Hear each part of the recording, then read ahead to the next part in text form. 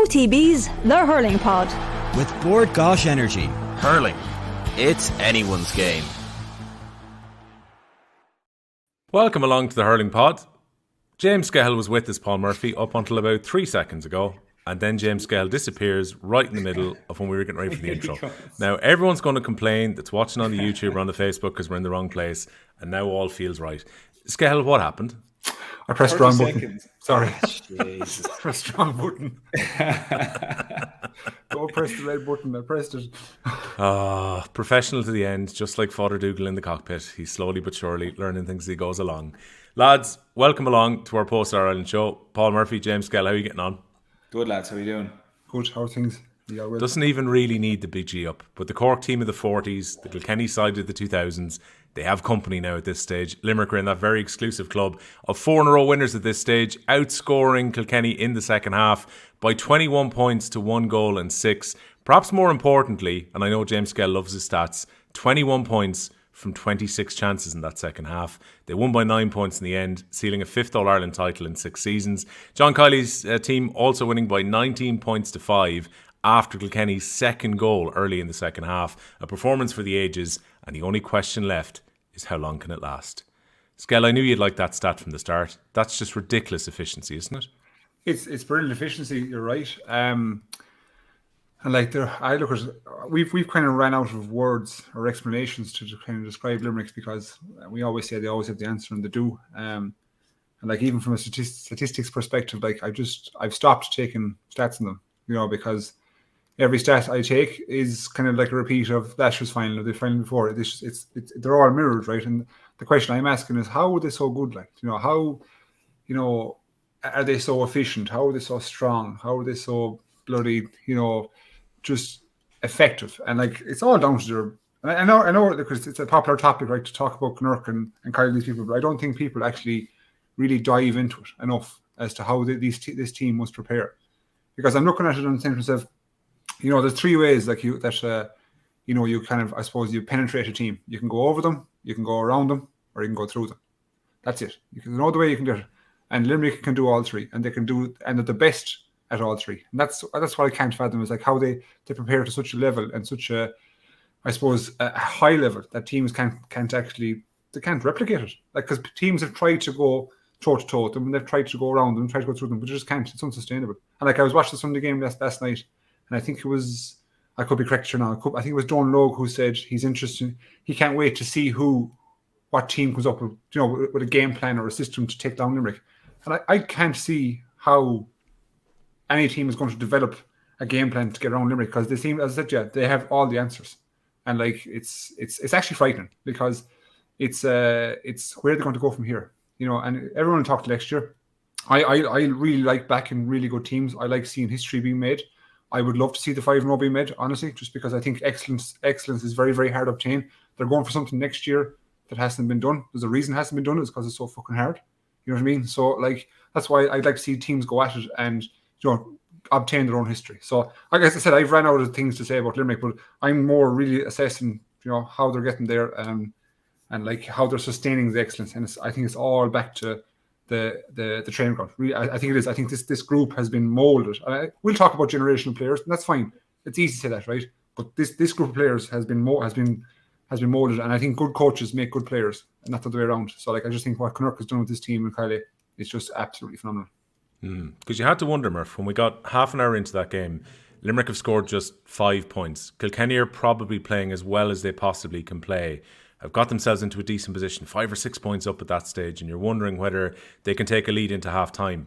It's almost a familiar story to what happened with Galway in the semi-final, where you felt like Galway might have them on the ropes. And yet Limerick finished the half strongly, readjust, and just blow their opposition away in the second half.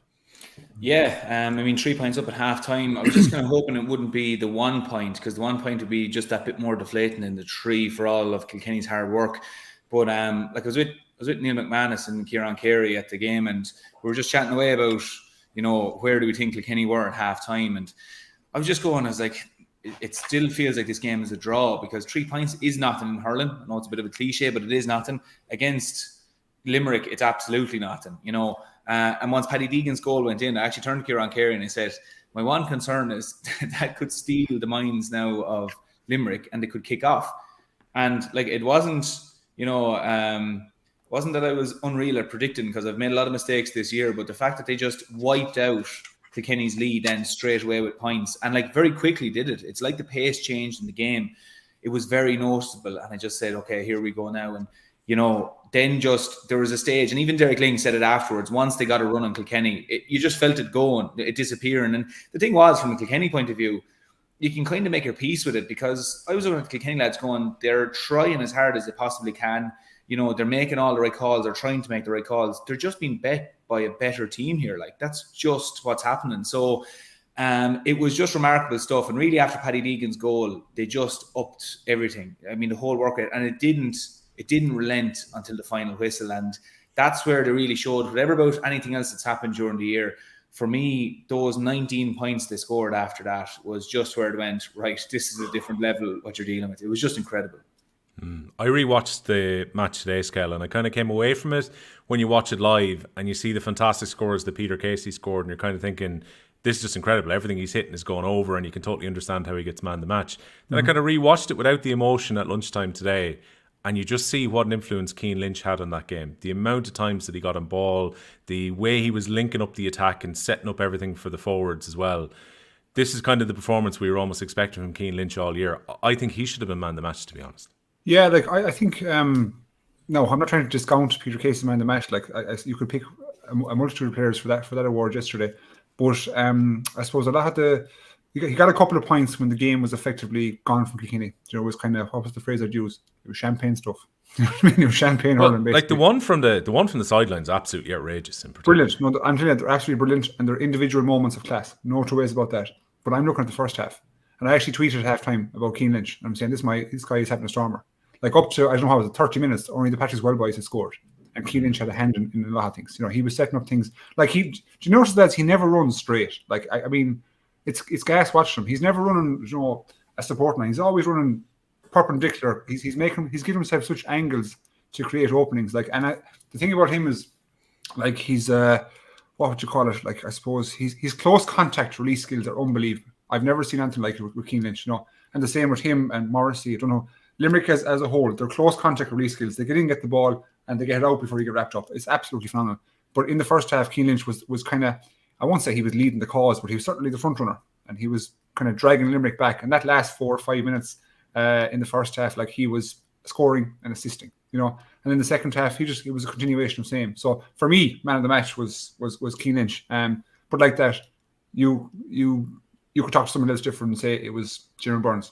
Hitting 8 points from wing back, or even Dan Morrissey was brilliant. Barry Nash was brilliant.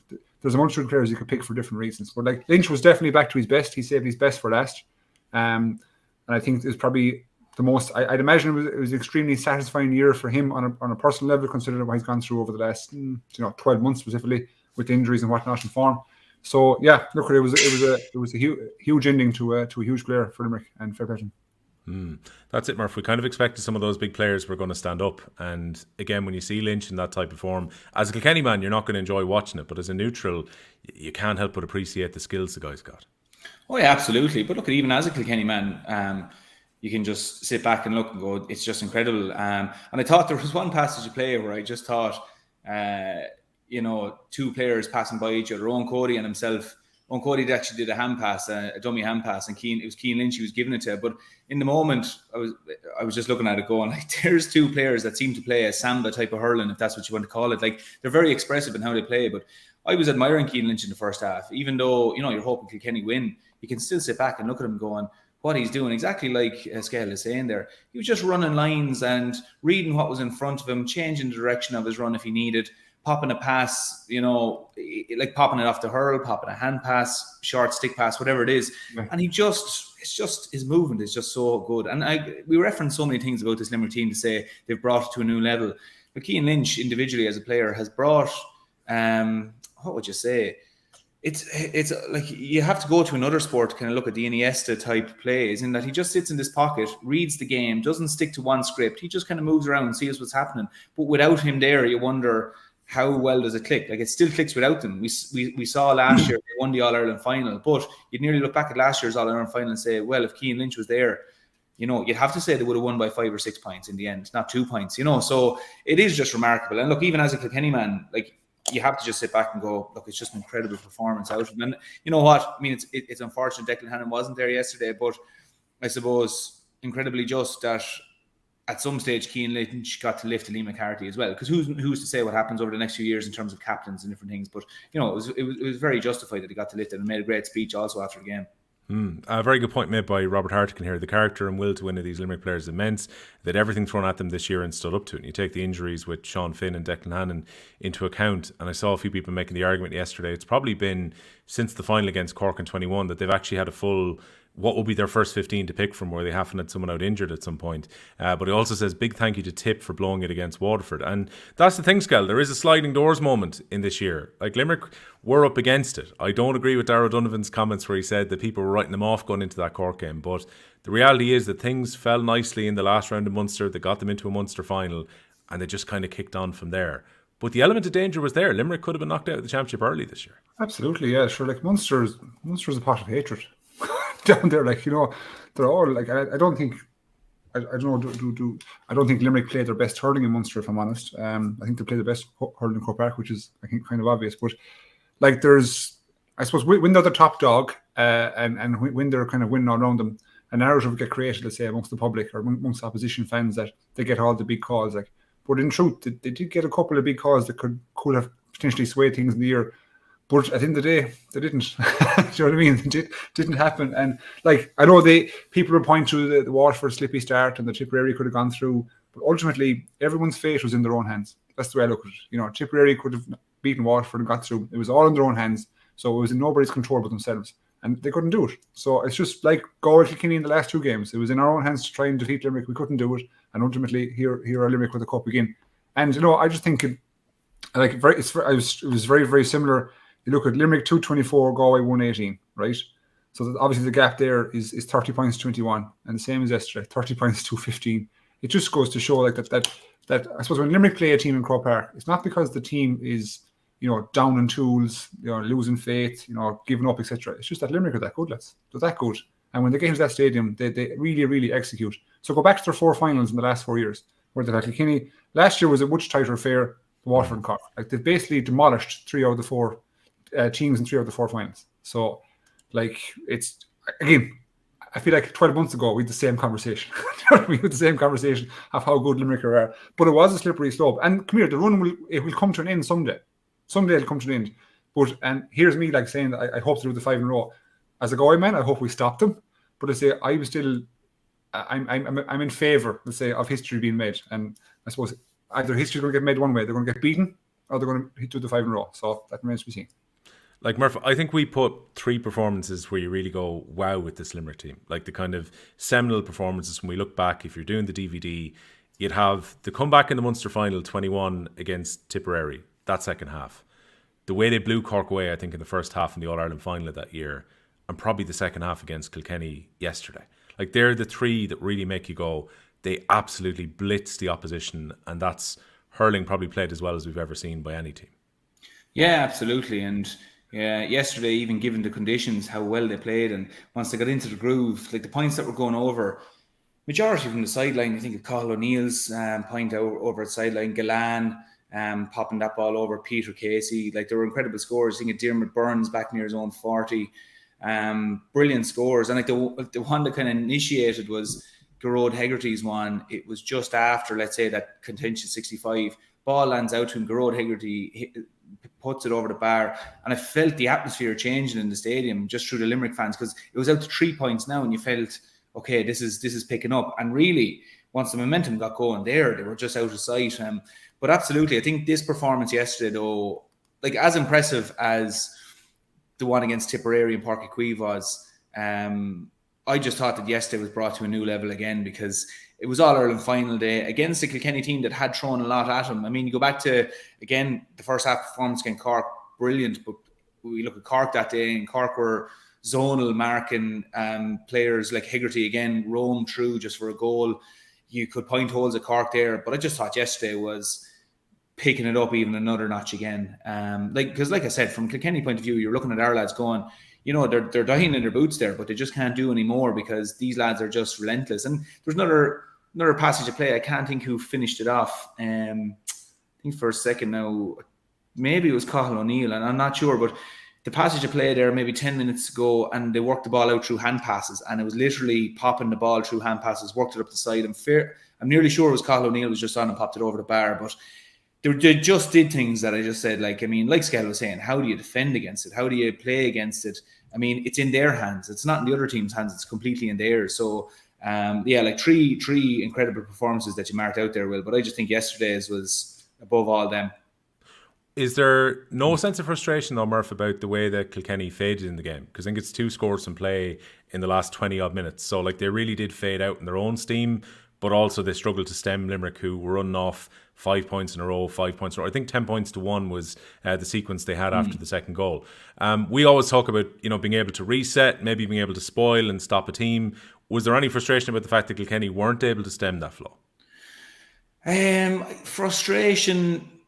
Maybe, like, the one thing I thought about, like, people were asking, you know, should Derek Lyng have made changes earlier? Should he have done, you know, whatever when the game was in touch and distance? But you look back at the semi-final against Galway, and Henry Shefflin was criticised for trying to be too proactive, in that Galway were in the ascendancy and he tried to stem the tide of this Limerick surge that was going to come, and it just didn't work anyway. And people actually criticised Shefflin for saying, you know, why did you change it? No more than myself, because I said, you know, it was working, you should have left it. But I heard, like, Derek Lyng speaking after the game, and I've seen Derek make really considered substitutes over the year, and I felt that he's really got it right, no more so than the Clare game. But looking back at this game, yeah, I was frustrated that Limerick were getting a run on Kilkenny, but I was also looking at it going, how do Kilkenny stop it? I mean, how do they stop this? The substitutes that they could bring in, absolutely, there's great fellas there, but there's a reason Limerick are scoring 19 points to Kilkenny's 5 in the last, 25 minutes. They're just the better team. And, like, as I said earlier, some lads are saying, geez, it's hard to take nearly. There's a certain element of peace I can take out of it to say that, you are beaten by the better team. If Kilkenny were beaten by 1 point yesterday, 2 points, and you looked at a mistake or something, you went, oh, we did this wrong, we did that wrong. Like, Kilkenny or Limerick were just the better team. And potentially there were substitutes that Derry could have made that may have narrowed the gap by 2 or 3 points, I think. But I don't think you could take anything away here to say that Derek Lyng could have made a raft of changes that would have won the game for Kilkenny. I think that's far too much of a reach. And I think that's not being overly critical of Kilkenny. And I think it's something that Derek has said, that he just basically said, look, they're an exceptional team, and when they get a run on you, it's extremely hard. And we've seen brilliant managers over the last few years try and stop that run, and they haven't been able to do it. So, to be honest, for me, I'm able to put it to bed and just go, yeah, it's disappointing. We know we need maybe a few more players to come through, or a few more players to raise their game. But that being said, for the match yesterday, you're able to park it and say Limerick were just completely the better team. The subs they brought in were immense. Cathal O'Neill and they were just brilliant. So I can kind of just go, yeah, a few changes here and there, but we weren't going to beat them regardless. It was all in Limerick's hands. Yeah, and like Murph, I'm not trying to retire anyone here, but when I hear you say that maybe there needs to be 3 or 4 changes, there are guys who are coming kind of naturally towards the end, and maybe this was even the last dance for them, and probably, a year past Cody that they were staying on the panel. Like, do you anticipate big changes on the Kilkenny panel for next season? Yeah, I do assume that a few lads will step away, and it's a natural conversation to have, because quite a few of the lads have been there since. I mean, sure, look, TJ's been there since 2006 or 7, really, and Richie Hogan and these lads. And it's natural to assume these lads who are 36, 35, 33, whatever it is, like any time really, once you hit 31, you're kind of going year by year then, seeing how the body is, seeing how the interest is, where is life at. But I do, from seeing the age profile of good few Kilkenny lads, I do assume there will be 4 retirements maybe, and that's just putting it out there, and it's not speculating or putting pressure, but I do see that. I just see. Go on, who are the 4 you see going then? I'm not going to say the 4 I see going. Like, you naturally have to think. I mean, you were clearly counting them up, so I have to ask you. I know, yeah, but it's unfair to me again of saying like I'm retiring lads, because it feels like on one side that you're retiring a fella, or a fella mightn't have the intentions, or the second side is that you feel a fella mightn't be good enough that he should naturally retire. Like, naturally, TJ and Richie Hogan, you're going to say it's absolutely going to be under consideration for them. They're at the age they're at. Particularly, you maybe say Richie with his injuries. I mean, he's just been plagued with injuries. But for the rest of them, I think it'd be unfair for me, because all of the rest of the lads who were there that could retire still could give another year at the same time. So I think it's unfair as a Kilkenny person or someone, in that situation who also knows the lads, to be saying about them, oh yeah, they're probably going to retire, when they mightn't have any intention of doing it. They might say, actually, I'm really enjoying where I'm at the moment. I know I'm not going to make the team, but I feel I have something to contribute in the dressing room. And Kilkenny are probably going to bring on a few more players, younger lads over the years, the likes of Billy Drennan and Garrod Dunn and these lads. And maybe it's important for me to be there. So, yeah, Richie Hogan and TJ Reid and these lads. But I don't think for the rest of them, I think it'd be fair to say in my position to go, I think those lads are potentially going to step away. And is there talent coming through, Murph? Phelan was very, very good. I thought he was very bright during the game, and he's been a find this year. And I know all three of us like Blanchfield over the last 2 seasons, and what a pity he was injured and wasn't able to play in the final. But are there other players coming through, I don't know, maybe just outside of that kind of 20s age range? Because we knew a bit about the 20s team last year. Minor hasn't been the most successful for Kilkenny in recent seasons. But for new blood, are there players there outside the panel that could come in and make a difference? There are.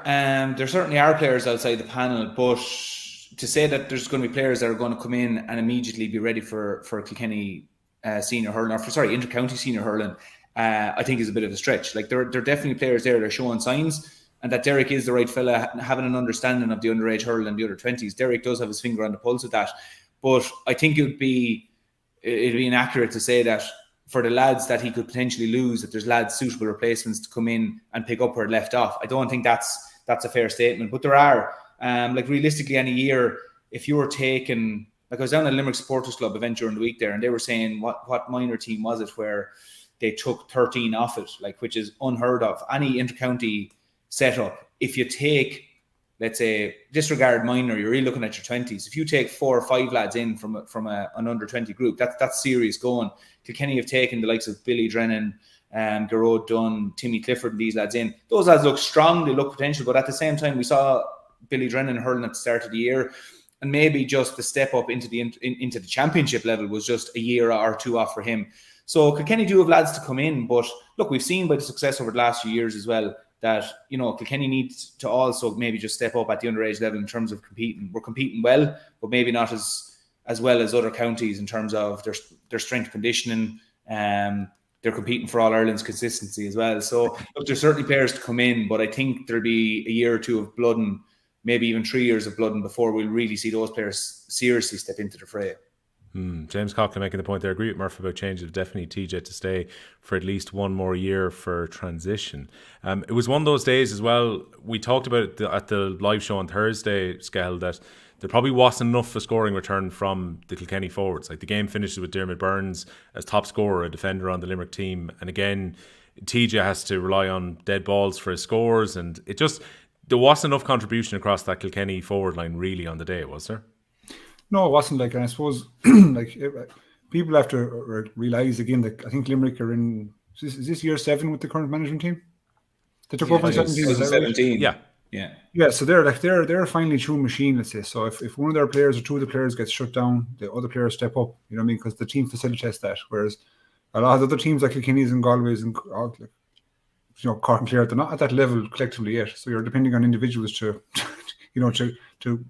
I suppose produce the goods day in, day out, all the time. So Owen Cody was going to have to score 1-5. You know what I mean? TJ was going to have to score 12 and so on and so forth. And that was the concern for me last week was how were Kilkenny develop that scoring? Could they get their efficiency rate up against Limerick? Could they get more points off less chances? Because I think teams that nearly know that when they face Limerick, they're going to get less scoring chances, less shooting. So could Kilkenny get up to 80%, 85%? Even with the pressure that Limerick exert. So the answer was no. And that the answer for every team this year has been really no. And the trouble is when you get into Croke Park against a team like Limerick, it's their hunting ground, I have to say. They just enjoy the space, they enjoy the big arena, and they perform on the big stage. And it seems like they time it very, very well to perform at the latter end of the championship, which is key for successful teams. Kilkenny did it for years, produce the best performances on the big days. Because even if I go back to the 6, 7, 8, and 9, Kilkenny, if I go back to 6th, hammer Cork, wallop Limerick, wallop Waterford, and got 2 tough games against Tipperary. But they were in their pomp at the right time of the year. That's just the way Limerick are. Unfortunately for Kilkenny, look, there's nothing they can do about it. As you know, we can sit here and make reasons or excuses, whatever. But just that they came up against a different animal. And if you took anybody yesterday and put them in that position, whether it be the Clares, whatever, the same thing would have happened. I fully believe that the same thing would have happened. It's not just it was Kilkenny that got rolled over or Galway the 2 weeks previous. The same thing would happen to anyone. That's just the animal you're facing. It. So even with Clare having such an effective game plan against Limerick over the last 2 years, you think this will have been blown away? No, blown away, absolutely blown away. Not a notion would Clare have come in, let's say, to what Limerick's performance was yesterday. And I don't mean that. I'm not trying to try and share them. I'm saying Kilkenny, Clare, put them together. They're not coming up against Limerick the way when Limerick performed that way yesterday, right?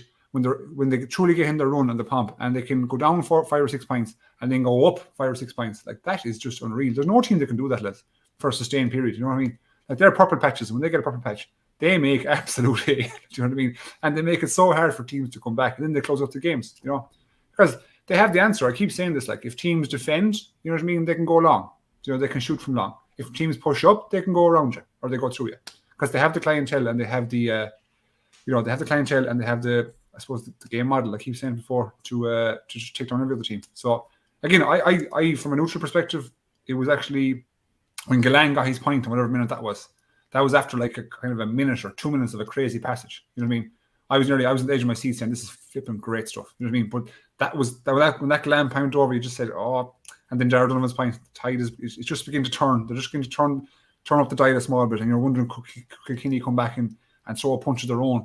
And they couldn't. And I fully believe no other team could do that either. And Munster's a different area. Munster's way different. Like when you go into the provincial championships down there, tighter events, tighter pitches, tighter areas, 70-80% home fans. It's different kettle of fish entirely. And I think if Limerick are going to get turned over, it'll definitely be in Munster. I can't see them getting turned over in a semi-final or final in Croke Park. So the concern for them next year, if there is a concern for them, is imagine getting out of Munster and they're going for 5 in a row. It's ridiculous even to say it. Look, Tipperary have stopped the last 2 5 in a row, both Cork and Kilkenny. So maybe Tip have to stop them in Munster. That's the key. Knock them out before they get to the final. Yeah, well, yeah. Like because again, like the wheel is turning harder, and when they get into Croke Park, again, it's proven. It has been proven they haven't lost in Croke Park since yourselves, Murph. Is that right, isn't it? Yeah, that's right. Yeah. They haven't lost in Croke Park since yourselves, and they've just elevated the performance way up. Like I suppose where Galway and Clare have struggled to win in Croke Park of recent, Limerick just keep winning and winning and winning. And as I said, I think if there is going to be a chink in their armour, it'll be down in Cusack Park or down in Walsh Park if it's redeveloped or Park or something like that. You know what I mean? I find it hard to see them getting caught when they get up to Dublin. Well, they go to Cusack Park next year, so that's going to be an interesting one. Patrick Coleman, good to meet you on Thursday as well. Kilkenny average winning score over their 4 in a row, so that was 6-9 was 9.5. Limerick's average 4 in a row, 9.5, 2020-2023. So when you take the Waterford scutcheon into account, particularly with the Kilkenny wins in those years, it maybe puts into context what Limerick are doing currently as well. I knew full well that Kieran Carey had caused a problem for you as well on Thursday night, Skehill. What do I see here coming up from our good pal River Power? Skirton, James Skirton. I mean, I've been called way worse. I was called worse an hour ago down the kitchen. I don't want to key-minded too much, been called Kieran Casey as well, so there you go. There's an interesting one from Enda Burke. What was the feedback from Mammy Skehill after the live pod? Considering she had to sit there and sit through us and Canning roast you for about half an hour. In good spirit, by the way. In fairness to her, she thoroughly enjoyed it. She thought it was a great event. She thought Tommy Walsh was outstanding. Tommy Walsh is a favourite hurler of hers. Kieran Carey was kind of her favourite hurler back in the day as well. But she got not great change out. Tommy Walsh thinking he was, he should be a comedian as opposed to a pundit. But she just think everything was well organised. Had no bad thing to say about anything I said. Bar a few, swear jar again. It's filled up as we. But again, that hard came up naturally. I couldn't remember about that. I do like a lot of people have either watched the videos at this stage or were there on Thursday based on the comments here. So I hear the Guard Association's up in arms every time a car is stopped now in Galway. The driver asks, "Skehill, is that you?" So watch out for the man with the dodgy hat. If you haven't seen any of the live show, by the way, we put it up in kind of 3 parts, so it's all available on the Off the Ball YouTube at the moment. And really, other than the match preview, none of the rest of it dates because most of it's just war stories from Skehill and Canning for the best part, and a bit of crack with Carey and with Murph, of course, talking about Kilkenny then with Tommy Welch. And look, it's all a good watch. Go back and have a look through. A few people make the point as well that Cork could well be the next coming force, and that is a very good point when you consider the success they've had at underage level. It's whether they can now maybe bring it on to the next level and take on this team. Because, like, when I think about it as well, Murph, you look at the fact that Kinnerk has to be so key to this. He's 37 years of age. He's won 9 different All-Irelands now across underage, senior, both with Clare and with Limerick. Like, it kind of puts it into context. Like, we'll all reach 37 probably in not that long.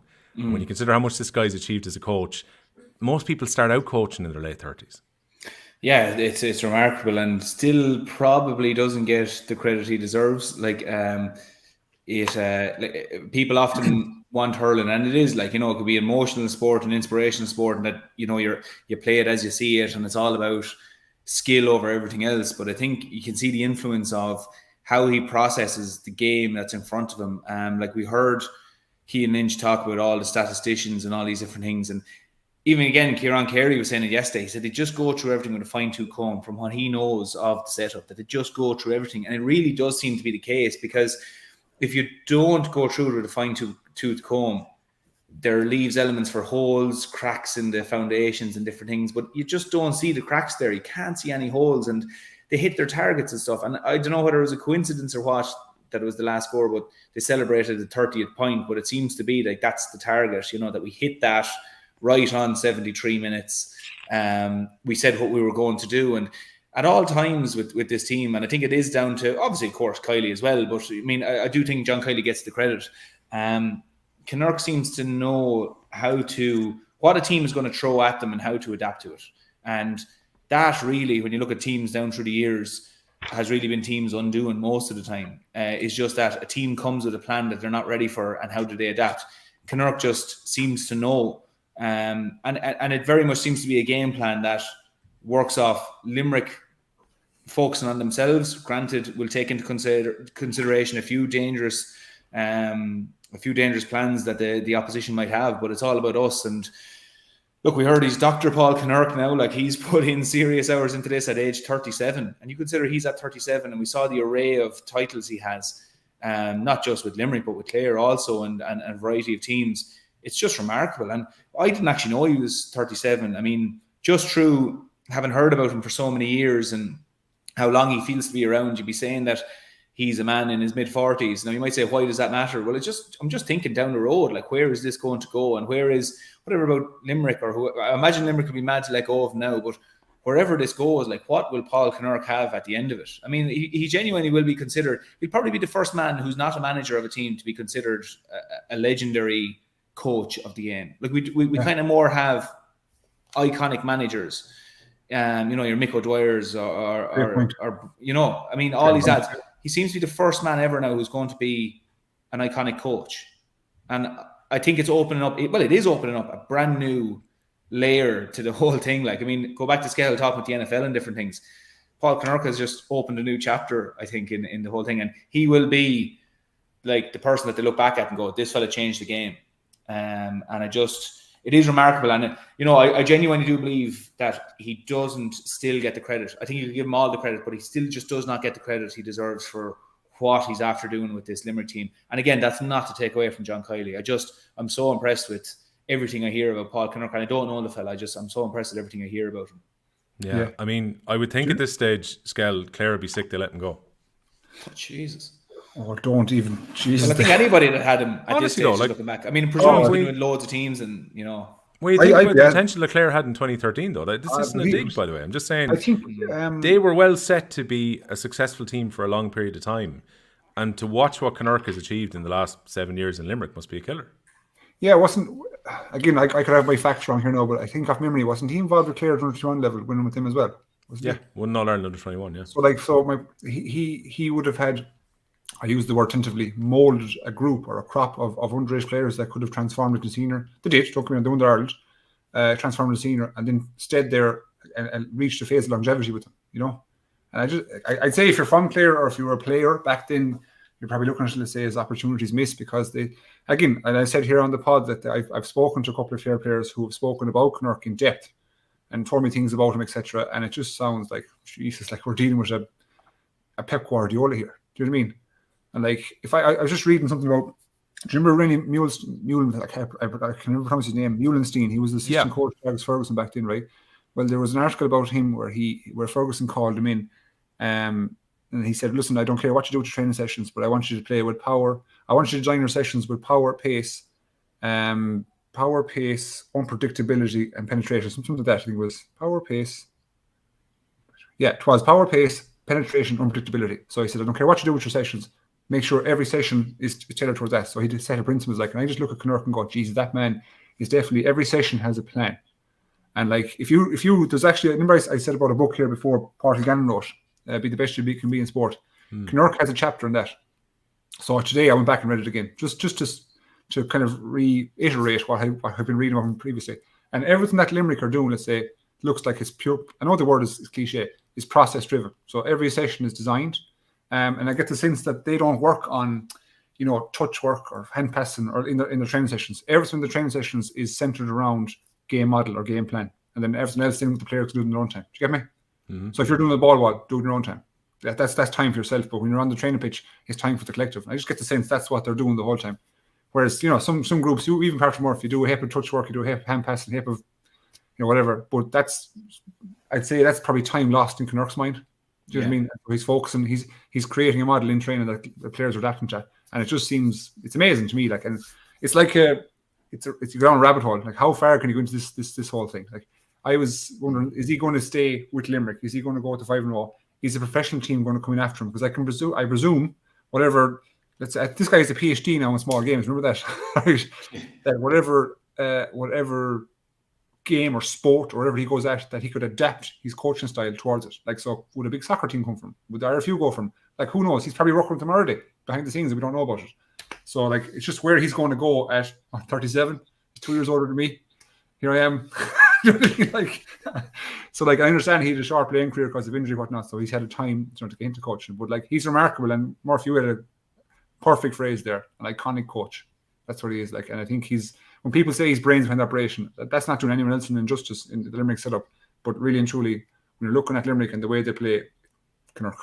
No, you surround yourself with the best people, Skehill. That's no slight on Kiely in any way. No. Like, I think we talk about Kiely and Kinnerk because you hear Keane Lynch on the steps of the Hogan stand yesterday, and he's talking about you've got a great mental coach, and you've got all that in place, and you've got this huge backroom team that's there. These are people who've been successful elsewhere. Like, you take someone who's worked with the Dublin footballers, you take someone who's worked with the Clare Hurlers and who's won All-Ireland, you bring these people into the camp. Yeah. That's the sign of a really good manager for John Kiely, that you can actually be the manager of a management group that has all these brilliant people in it. Well, it is like, I suppose the only real team or group I can kind of equate that to would be like Jim Gavin's Dublin. I presume Jim Gavin wasn't a good analyst. I presume he wasn't a good, forwards coach.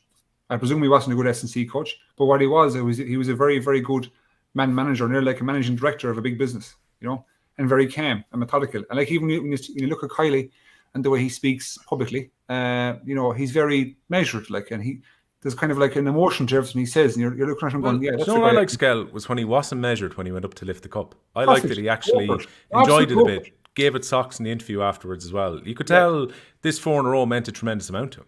Yeah, and if anybody says like he shouldn't have done that, like, bullshit, go F yourself. Like, the man has probably put in how many hours a week, let's say, over the last 7 years. You know what I mean? I'd say in his role behind the machine that is Limerick, like, he could be doing, I could be saying 50 hours a week. I don't know. He could be doing that many hours a week, let's say, in season and off season. So he's perfectly entitled to enjoy, a victory of that magnitude. But like you said, go back to your question. Like, he just seems to be at the head of the boat steering it. You know what I mean? And like, that's as critical as anything, because if you have someone in his position who is egotistical or wants to be in the limelight, or who is, has a clash of character, one of the coaches who is a really good coach or a really good person, I'd say the whole thing can fall down. So like, that whole group just seems to be completely synchronized, both on the pitch and off it. And I just find it very interesting that Kiely goes back to Kinnerk every time. Do you know what I mean? But I'd say every person in that group has their role and responsibility, and not at very levels, but I think everyone does things well. And again, when I hear them speaking, there's a respect for everyone, whether it be fucking Hurley carrier or the psychological coach like Caroline Curran or Kinnerk, etc.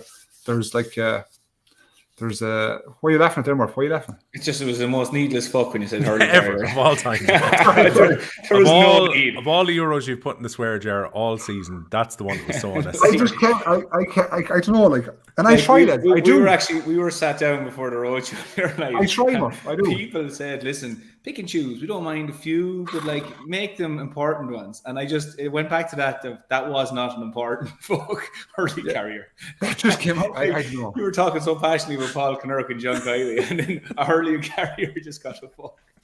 So as they say in America, do better. Just do better.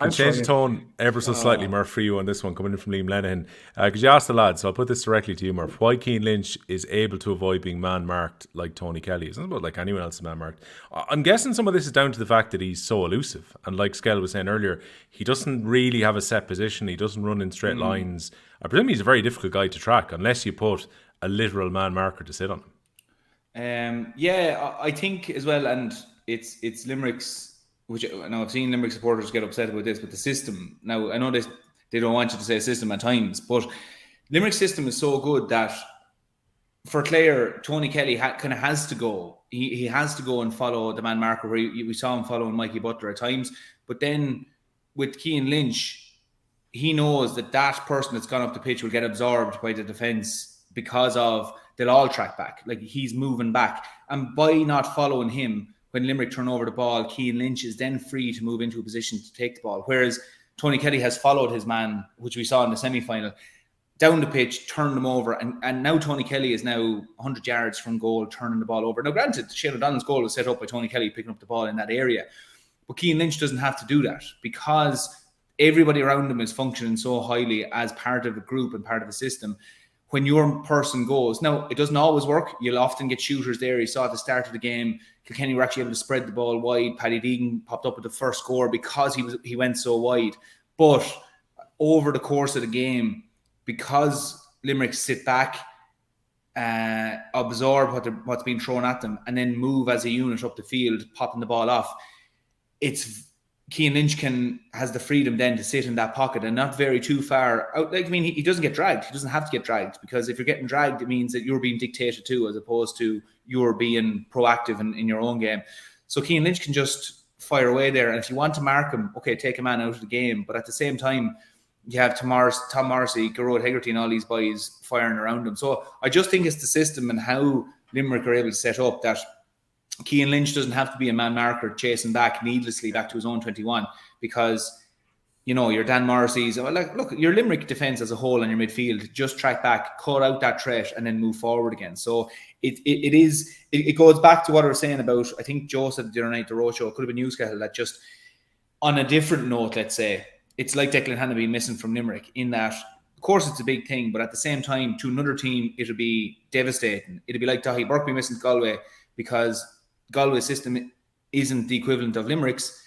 It's now a massive hole in the back. But Limerick don't have that problem because as a unit, they're so strong. And similarly, that works for Keane Lynch not having to man mark, because it's just as a unit, they work so well together. Yeah. I'd agree with Ronan C on this one. When Limerick lads start to retire and start putting out autobiographies, people will be keen to get some insights into the machine. I'm sure some of them will probably go into punditry afterwards as well. It'll be interesting to see where it goes. Like Jackie's book when it came out. Do you remember Shefflin's book come out first and there wasn't a lot in it? And then Jackie's book came out and there was a good bit in it? Yeah. That's all well, that's it. Which you'd probably expect, in fairness, but there you go. The Don, question for Paul Murphy and Richie Reid. Last year he wasn't able for Kyle Hayes, yesterday he wasn't able for Keane Lynch. Lynch was arguably man of the match. Do Kilkenny need a change up at 6? So is Richie Reid the right 6, or was that more of a Limerick issue? The Don's question there, Murph. I didn't think Richie Reid was bad at 6. I actually thought he picked up quite a bit of ball, and especially in the first half, he was he was on a lot of ball. Now, I'm open to be corrected on that, but I think this is more Keane Lynch than it is of any one player not being up to scratch. Like Richie Reid's role there, and like you saw, he was injured for the Leinster final, but Kilkenny got him back in straight away, is that he drifts across that half back line and picks up a lot of ball and uses it invariably really well. And I think what you're obviously touching on there, what the comment is touching on, is that do you need maybe more of a traditional style man marker at centre back? I think it goes back to the earlier point. Like Keane Lynch was having a Keane Lynch day, and that's full respect to Keane Lynch and admiration for him. I don't think, if you had Tyke de Burka there yesterday, if you had, whoever, if you had Kieran Joyce there, I just think it was Keane Lynch's day. And every so often we see players just have that. It's like Rod Hegarty last year. You can say a player struggled on him, or you can say this player had an exceptional game. And I think Keane Lynch had an exceptional game yesterday because Richie Reid was involved. He was getting on ball. He was breaking up balls, particularly in the first half. So I don't think he can take much away from there. I just think Keane Lynch had an exceptional game, and I wouldn't even want to take from Keane Lynch's performance by saying that, if he was marking another player, that he would have been less influential in the game. I just think there was no one to match him yesterday. This is almost meta. There's now someone on YouTube who has an account called James Skirting. I don't think the G goes on. I think it's meant to be skirt. So I assume the assistant Skehill slowly but surely using his phone under the table there. No. No. I don't think so. No, he did call him Skirtle first of all, but it was Tommy started calling him Skirting then after that. I love the story Murph told on Thursday about Tommy Welsh dropping himself into the ice bath inch by inch and saying we're effing back. Brilliant. It is really good. It's a clip you'll pick up if you don't watch the middle section of the chat from Thursday, which has a good few Kilkenny stories in it. Might cheer you up if you're a Kilkenny fan thinking about the 2000s. And also, crucially, after Kilkenny were stopped for the 5 in a row, coming back and being successful in the years that followed as well. That is the challenge for Limerick even beyond next year, is how Cody was able to rebuild and still be successful afterwards. Also, I had someone asking as well, I can't find the exact comment here, but I'll paraphrase. What is James Skehill's favourite ice cream? Like, what an unusual time to ask this, given, we've had bad weather since St. Swithin's Day. But go on, what do you like as an ice cream, Skehill? Ben & Jerry's caramel. Oh. That's a bit fancy. Very, very American. Small little pots. Small little pots, they're lovely. Jeez, I would have thought it would have been a bit of a... My good wife buys an iceberg or something. She buys 2 of them every week, so then we have it on Sunday. Put down a good week. What would you have as an ice pop then, which I think is what they were trying to come out with there? I don't like ice pops. Oh. Pops? Would you class a Magnum? A white chocolate Magnum is a pop. Yeah. I think that's fine, yeah. Okay. Yeah, I go for the white chocolate Magnum. Lim Nicholas, a fully fit Lynch is Limerick's X Factor, hammered all they met in 2021, Cork 22, when he played 70 in Galway Kilkenny this year when he was finally fully fit. So maybe it makes, I don't know, Skehill, does it make last year's achievement seem all the more impressive that they didn't have Keane Lynch after he picked up the hamstring injury? Well, to be honest, lads, I think this year's achievement is equally as impressive. Like, they lost their All-Star corner back and their All-Star 6. Whereas last year they had their All-Star corner forward and also centre forward lost. So they're doing it without big players. It's just mad to think. Like, we sat here 12 months ago, remember, they didn't have Lynch and Peter Casey, they were coming back. They were coming back, but they weren't hitting the top forms they had the year previous. This year, losing Finn and Hannon. Jesus, there's no other team. Someone said it as well. It was Murph. You were saying about Finn Hannon. Like, if Kilkenny lost, let's just say they lost Mikey Butler, in the last $2 or something like that. Kilkenny can't fill that. Galway can't lose Pádraig Mannion and Dahi Burke. You know what I mean? We just don't have the squads, and that's the reality of it. And we saw that Clare struggle big time when they lost, Cleary and Dave McNerney, etc. These people saw Conlon. So yeah, just different animal, lads. Yeah. Boom. This is a strong possibility. Skehill at the next live show with a board saying, "I love ice pops." Well, that's far better than what I was carrying. If he loses fancy hurling again, I mean, it is a possibility. Let's be fair. Jesus Christ, yeah. Well, if he just keeps copying the teams, he's not going to win anyway. He'll just have best draw, which he decided to do for the final. No, but in fairness, Murph, I made some terrible calls though. Like the fact I took out Evan Island, I just can't get over that. It's just why I took out Evan Island before. You can overthink these things sometimes. That's the thing. Well, he had 12 points. I took him out. Then, geez. Yeah. Look, learning curve. Right. Yeah, but that was going to follow me for life in a Tipperary jersey. I mean, it's there. It's committed to video. It's committed to photographs. It's always there. What did you do with the jersey, by the way? Because I want to throw the rest of the questions at you now in a sec. But what did you do with the jersey? Yeah. Oh, I threw it backstage, and wherever it is. Oh. I wasn't going to keep it with it. Probably you brought it with you. Okay. It's probably in a bin in the Bord Gais then, unfortunately. But there you go. Right. I'm going to ask the one that pretty much everyone asked. Right, so P. Egan 1985 on Insta, Owen Rigney on Twitter, Checkmate on Twitter. Saw some people in the live chat further up talking about this as well. Ask about all of the thrown hand passes during the game.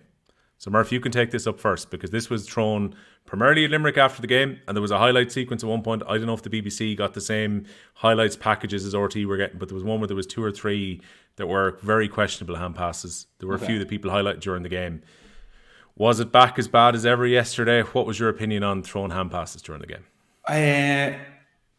I'll be honest, I'd say as a spectator, it would probably was more obvious if you're watching at home. I don't know what it was like if you're looking at home, but to be honest, nobody around me mentioned it during the game when just watching in real time. Maybe you were just engrossed in the game. Maybe it was more obvious after the fact, but it wasn't mentioned. But I did see a lot of people speaking about it to say that it was rampant yesterday. I suppose part of me as well is very concerned that I don't want to sound like an ungracious Kilkenny man this morning. But look, if it was an issue, if there were certainly cases, like BBC didn't highlight it, maybe RTE did. If it was highlighted, well, yeah, absolutely. The conversation's back on and we need to clamp down on it. But I'll be honest, as a spectator yesterday, it certainly wasn't a talking point for any of us that we felt, geez, this ball is being thrown around. So, look, maybe I don't know from your point of view, what did it look like from at home? Were you at home? Were you at it? Or it did. I was. There was a few. Was it? Yeah. I thought there was. I thought there was 6, if not 7 ones that look. It's television. It's far away. Don't get me wrong. And it looked like from where I was sitting, that like I just name a few. Tom Morrissey threw a couple. That Keane Lynch threw a couple. I thought Kyle Hayes threw one. But like again, it's very hard for me to say yes, he did with certainty that he did, because when you're live there, you can get a much clearer view. They have been very fast as well, Skehill. Like I thought there was a throw motion, particularly when it was slowed down. You know, that really sleek sequence. I think it might have been for a Hegarty point, but it was the one where I'm sure someone will get in the comments here, where there was 3 or 4 that looked very questionable in it because it was slowed down. Like they're very, very hard to call. If you're Keenan refereeing the game or you're one of the sideline officials, almost impossible to see it in real time. They won't be called, because John Keane is smart enough to know that I'm not going to break in this game for hand passes. You know what I mean? Like unless it's absolutely blatant, and like if he didn't call them, that means they weren't blatant. You know, what was a very hot topic at the start of the year, it was getting pulled. You know, weren't we saying it was getting pulled 2-3 times a game in the league, give or take? Yeah. You know, it just seemed to completely just peter out of the championship. I actually don't remember there being a call in any of the games I've seen. Again, open to correction there, but certainly didn't stand out to me. But it looked like on television, there was a few question ones, and it looks like Wheeler, don't know who fools me every time. Every time he fools me, he puts his hand up, and it's always like his back is turned. It seems like he's throwing it, but it's actually probably is releasing it and kind of palming it away like a volleyball kind of pass. But yeah, no, the 65 was worse, if you ask me. That was a much worse. That came up actually a little bit earlier on. Like again, it's obviously not decisive at the end of the game, Skehill, but it's a big call in the flow of the match at the time it isn't called. Oh, like I think it's 21 points to 19. I think it was, and like that's going to be 65 to 2. It was, right? It was a 2-point swing, yeah, right beside the post. So then it goes 21-20, or else it goes 22-19. Like they're all marginal gains. Like they're all. And look, it's not to say that Limerick wouldn't have powered on and finished the game strong, anyways. But still, when the game is in the melting pot and it's in a 2-point game, you know that's the time to make a decision and give it, right. It's easy for us to look back and say Limerick after winning by 8 or 9 would have made no difference. We don't. So we don't know what difference it would have made. Probably not. Probably a 10% chance it made a difference. But still, in game, that should have been 65. Yeah, that's look again. Everyone brought it up, but there's also similarly a lot of people saying there the referee was very close, didn't see them. Don't know how many times I thought a hand pass was thrown on the TV. Then the slow mo reveal it was just about legal. Like maybe the hand pass has to be redefined. I don't know, because Murph, the thing is, you'll probably see the same thing happen next year, which is that a few of these will be clamped down upon early on in the league, and there's this feeling that maybe a tone is being set for the year. It takes a hell of a ballsy ref to maybe call this in a provincial final or an All-Ireland final if somebody makes a marginal pass that you're not quite sure if it's legal or not. Yeah, and like the precedence has been set or not set, if it is the case that it drifted away after the league. There was a few called in the round robins, but it really for the last few matches it hasn't been prevalent at all. And you know, I think of another narrative that was coming into this final, and people are saying, brilliant, it's John Keenan, he's going to throw away the whistle or whatever, which I felt was unfair on Keenan as well, because he does actually make really good decisions, you know, which is part of why he's a good referee. It's not a case that he just doesn't blow the whistle. So he makes really good decisions. But I didn't see anyone who didn't say that he's going to have really good flow to the game. And if there's really good flow to the game, that's where decisions are marginal. You lean towards letting the game play on without it getting dangerous. And for me, if we're still arguing that some of those were borderline, like, I mean, if you were to say, well, you watch back the game and you said, oh, Jesus, there's 4 where he literally threw the ball. He wasn't even trying to hand pass it. But if you can say that there was movement made, and John Keenan is looking at this 3 or 4 or 5 hand passes in a row where players are passing by him, players have their back to him, and we're going with the conversation of you want good flow to the game. Like, these are the marginal decisions that John Keenan is trying to make right and only looking at it once. Like, if you look at the example as well of, maybe it's not comparable, but Diarmuid Byrne's got the yellow card in the first half for the tackle on Mikey Butler. Okay, the player going in has responsibility, but it was Diarmuid Byrne's momentum. He didn't actually go in and try and shoulder Mikey Butler. But the reaction at the time of the crowd kind of pushed John Keenan into making a yellow card. Now, we watched the replay. We were looking at the replay going, it was his momentum. He didn't really try and tackle him. Keenan has one look at that, and that's it. Do you know? So, again, you have to go back to, like, referees, unfortunately, at the speed the game is going, like, we're complimenting the speed from the top of the show and how well the game is played. Well, from another point of view, John Keane is looking at this from such a fast pace. How can he constantly get these decisions right when they're so marginal? And I don't think that's back on him, considering that it's been abandoned to an extent for the last few games. He can't suddenly arrive on an All-Ireland final and then just start suddenly clamping so hard down on this. I think it's for the GAA to actually assist him in actually clamping down on it. So if there was marginal decisions, and look, this is coming from the point of view of, I was on the losing side yesterday. Like, you know, as in, if these are marginal decisions, well, I'm happy to put my hand up and say, well, look, it's not for this year to be sorted. We have to sort it next year and stay consistent if that's what we're going to do. But I don't think we can get too hung up on it from yesterday. Like, yeah, use it as a learning point if there was passes thrown, but figure out how do we assist John Keenan or the referee going forward better in that matter, because very hard for him, very hard.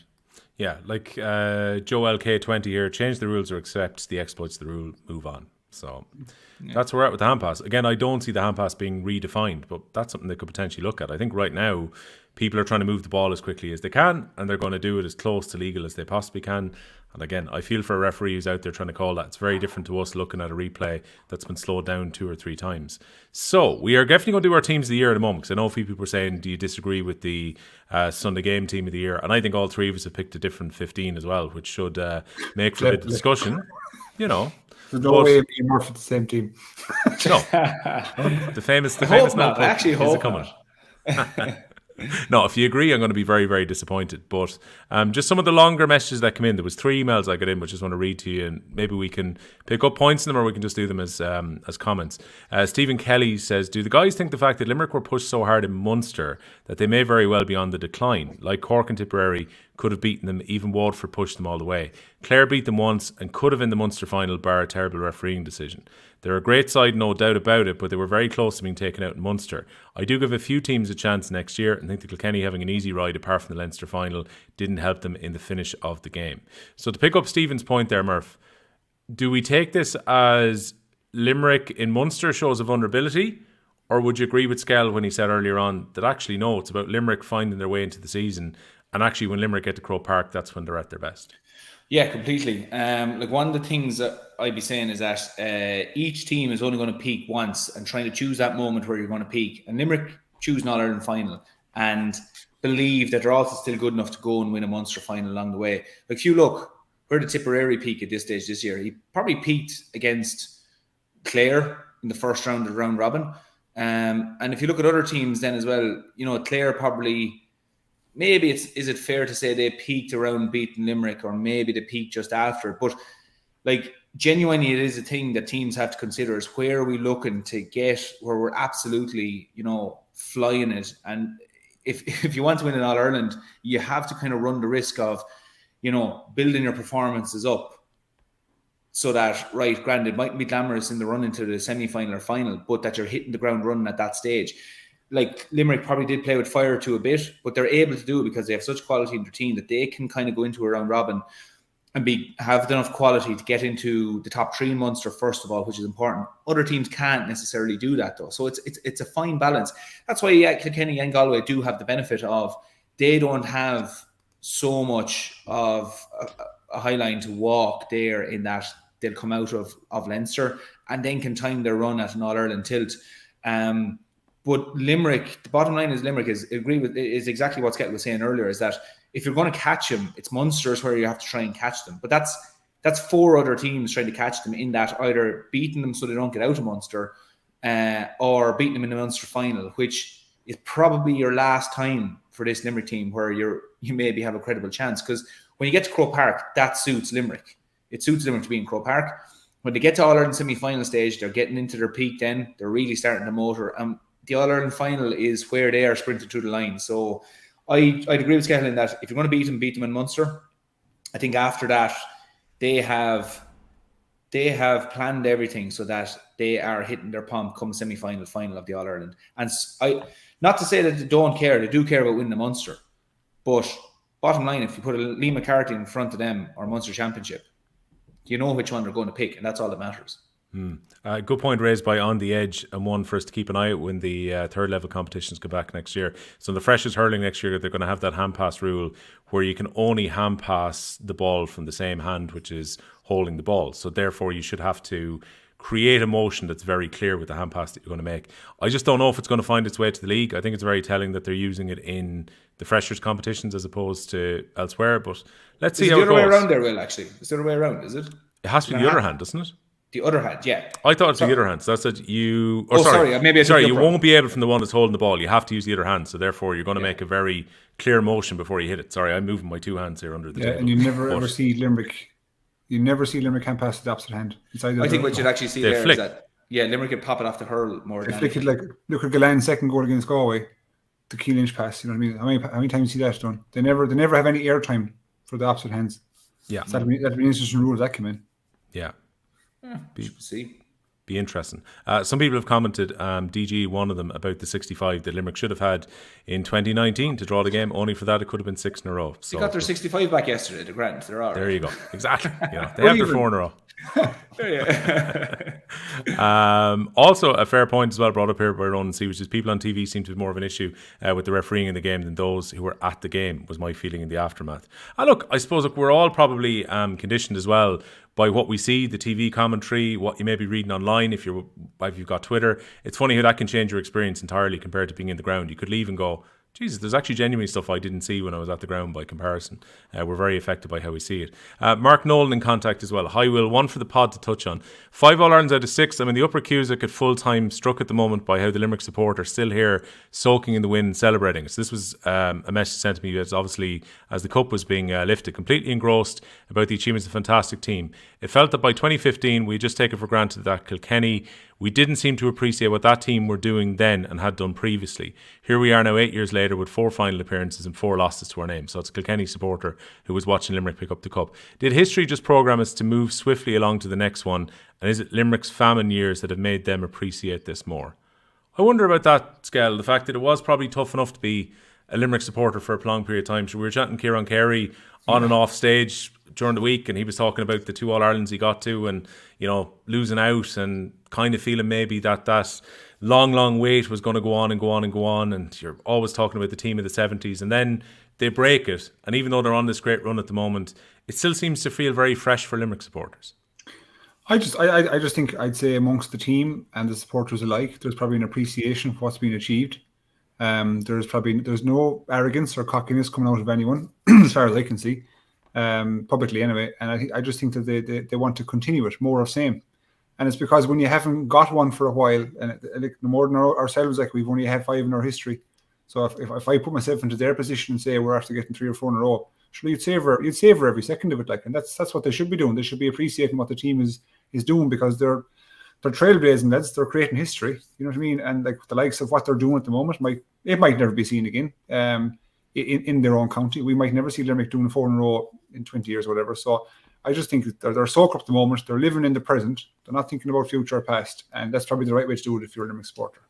The minor final coming up here from Joe LK20 as well. Minor match would have been great beforehand. I'm so kind of caught on this, Murph, because on the one hand, it does feel a little bit empty the day when you don't have it on beforehand. And I could kind of understand, especially during the COVID years when it was one game and it wasn't full attendance. And I can totally understand the argument about having 16-year-olds playing before an All-Ireland final. And the last 2 years, I think the minor final has been enhanced for 2 reasons. The first one that was at Nolan Park, there was a huge attendance, and I think more people got their hands on tickets than would have been able to go to All-Ireland final day for Tip against Offaly. And even this year, I think combining with the 20s, we all agreed that was a great day out in Thurles that Saturday. Yeah. Everyone had a great time, very, very enjoyable. At the same time, there's that kind of feeling of a bit of a lostness. And do you know where it really struck home for me was when the Jubilee team from 25 years ago came out before the game and everyone was still in the pub and not quite in the ground yet. It felt totally lost compared to half time. Yeah, it was actually something I was chatting to Jackie before, and we were just saying it was a pity. The pitch was empty there, and people were in. And people were in early. Like, I mean, the diehards, I suppose, were in early, sitting down when the doors were open, and you were just there going, there should be something on the pitch. It has to be something out there. Now, the minor match was always, of course, the traditional one. It was always brilliant to have it out there. Maybe, like you said, Will, there's absolutely an argument that what the current situation is really good for the players as well, and it's really good for supporters. But nevertheless, I just feel there's something missing there. Like, I mean, myself and Jackie were looking out going, it would be brilliant build up into the senior match just to be looking at something out there. You'd get the blood going, you know, you'd kind of get the mouth would be watering after going, I can't wait to see the lads come out. I always found a great thing with the minor one was that, you know, you'd look at the minor lads and, you know, they'd be really impressive playing away.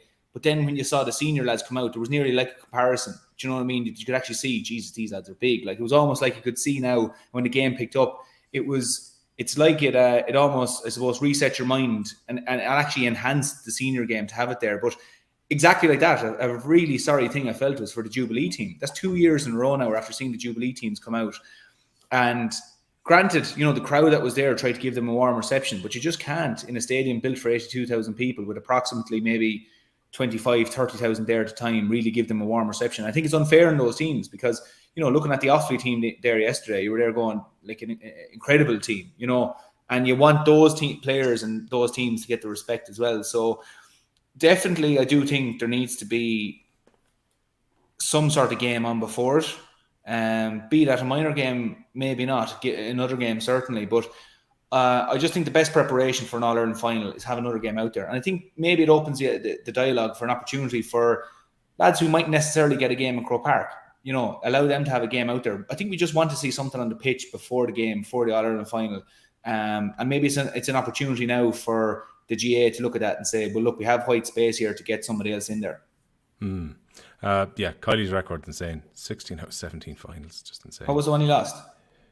What is the one he lost? I thought it was it not 16 out of 16, wasn't it? It was 15 out of 15 after the Munster final, was it not? I saw something definitely yesterday. I think he's won all his finals. I think he's won all of them. Well, I definitely saw a stat yesterday. I'll say it this way: it's not my stat anyway, saying that he's 17 out of 17. We're talking about 13 out of 13 national titles. Sorry, if I remember that is the Munsters or Ireland's or leagues. So if he's got beaten, it could be a Munster league or something like that. You know, I don't think he's been beaten anything. No, I don't think so. Any major championship out there. Open for a correction there, but I thought it was 15 out of 15 after the Munster final. He might have been beaten in the Adair Golf Classic or something that they're including or something, but I don't think it was a hurling match he's been beaten in. Maybe.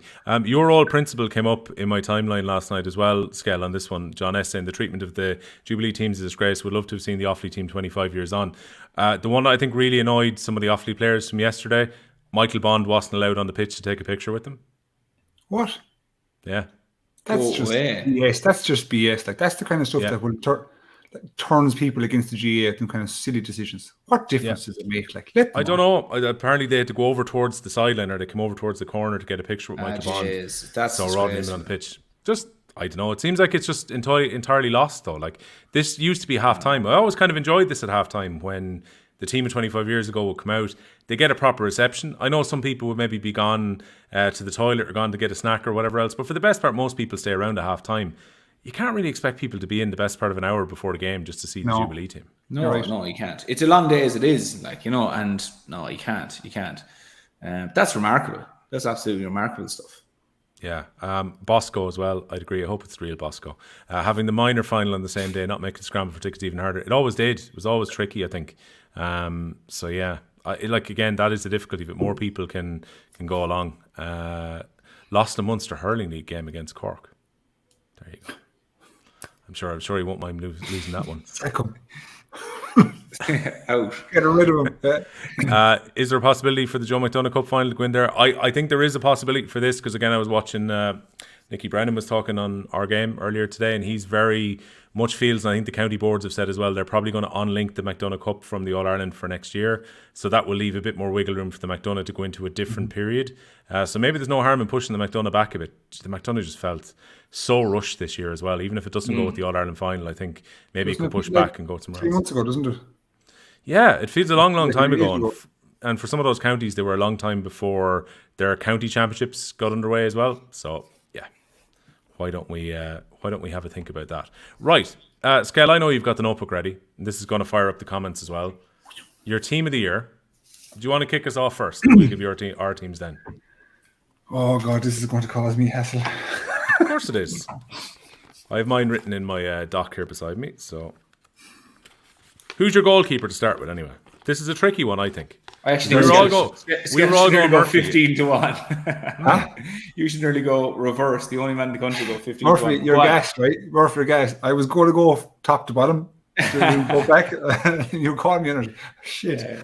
Go on. Right. I actually have a different idea, right? Why don't we all do our positions one each? So start with goalkeeper, and we'll all do them. Go on. Who's first, Skehill? I've put in Nicky Quaid. I do agree that Murphy pulled off the greatest save I've ever seen 2 weeks ago. Mm-hmm. No two ways about it. He's conceded 13 goals, Quaid 6. I do have an allowance for that. Quaid has probably a better supporting cast outfield to give him options on a continual basis. Mm-hmm. So like I felt sympathy, and I understood exactly how Owen Murphy felt yesterday when he was trying to find a pass or find a person or space, and it just wasn't ticking because he wasn't. I won't say they weren't synchronized, but just Quaid's forwards are a different level. That's a different level. So I'm going to go with Quaid, even though Murphy pulled off the best save I've ever seen. Yeah, I'm happy to win Nicky Quaid as well. I'll admit that after the semi-final, I was kind of so taken by the save that I already had Murphy penciled into my team. And then I don't blame him for the puckouts yesterday. I think Limerick did a very effective job on him in the puckouts, and the options came down in the second half. So it's not for that reason that I'm punishing Murphy here, but for Quaid's consistency throughout the year, I think Nicky Quaid deserves to win an All-Star. And I'm picking my team in the kind of intention that's been an All-Star team. So it's Nicky Quaid for me as well. Murph? I'm on Murphy.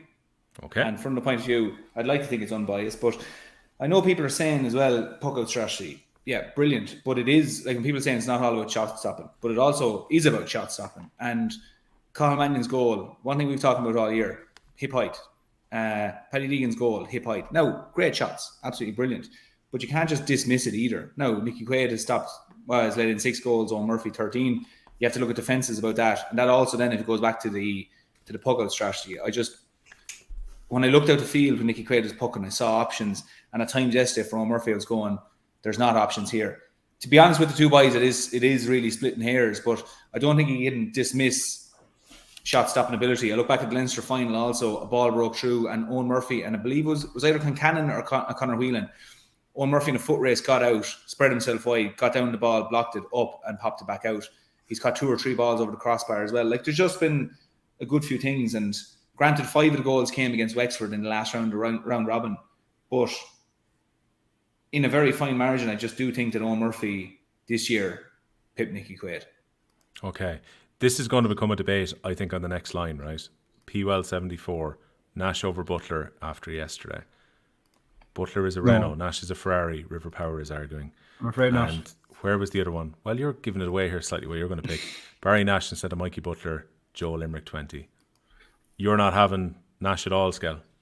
I'm not, and like it's just, I'm not being disrespectful to anyone. That's the thing with an All-Star team. When you pick someone ahead of others, it's not disrespect. It's just that I'm thinking Mikey Butler's contribution to his team and his performances, it's just slightly edges him ahead of Nash, because I may as well name my full back line. It's Butler, Lawler, Morrissey.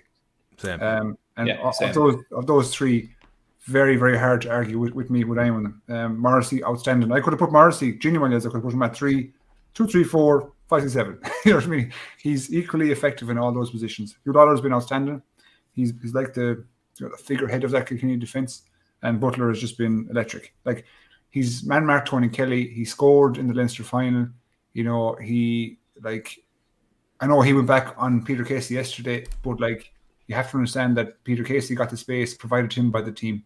You know, Mikey Butler was one-on-one in an island out there, so like, there's nothing he could do about it. He's been fabulous all year. That's my full back line.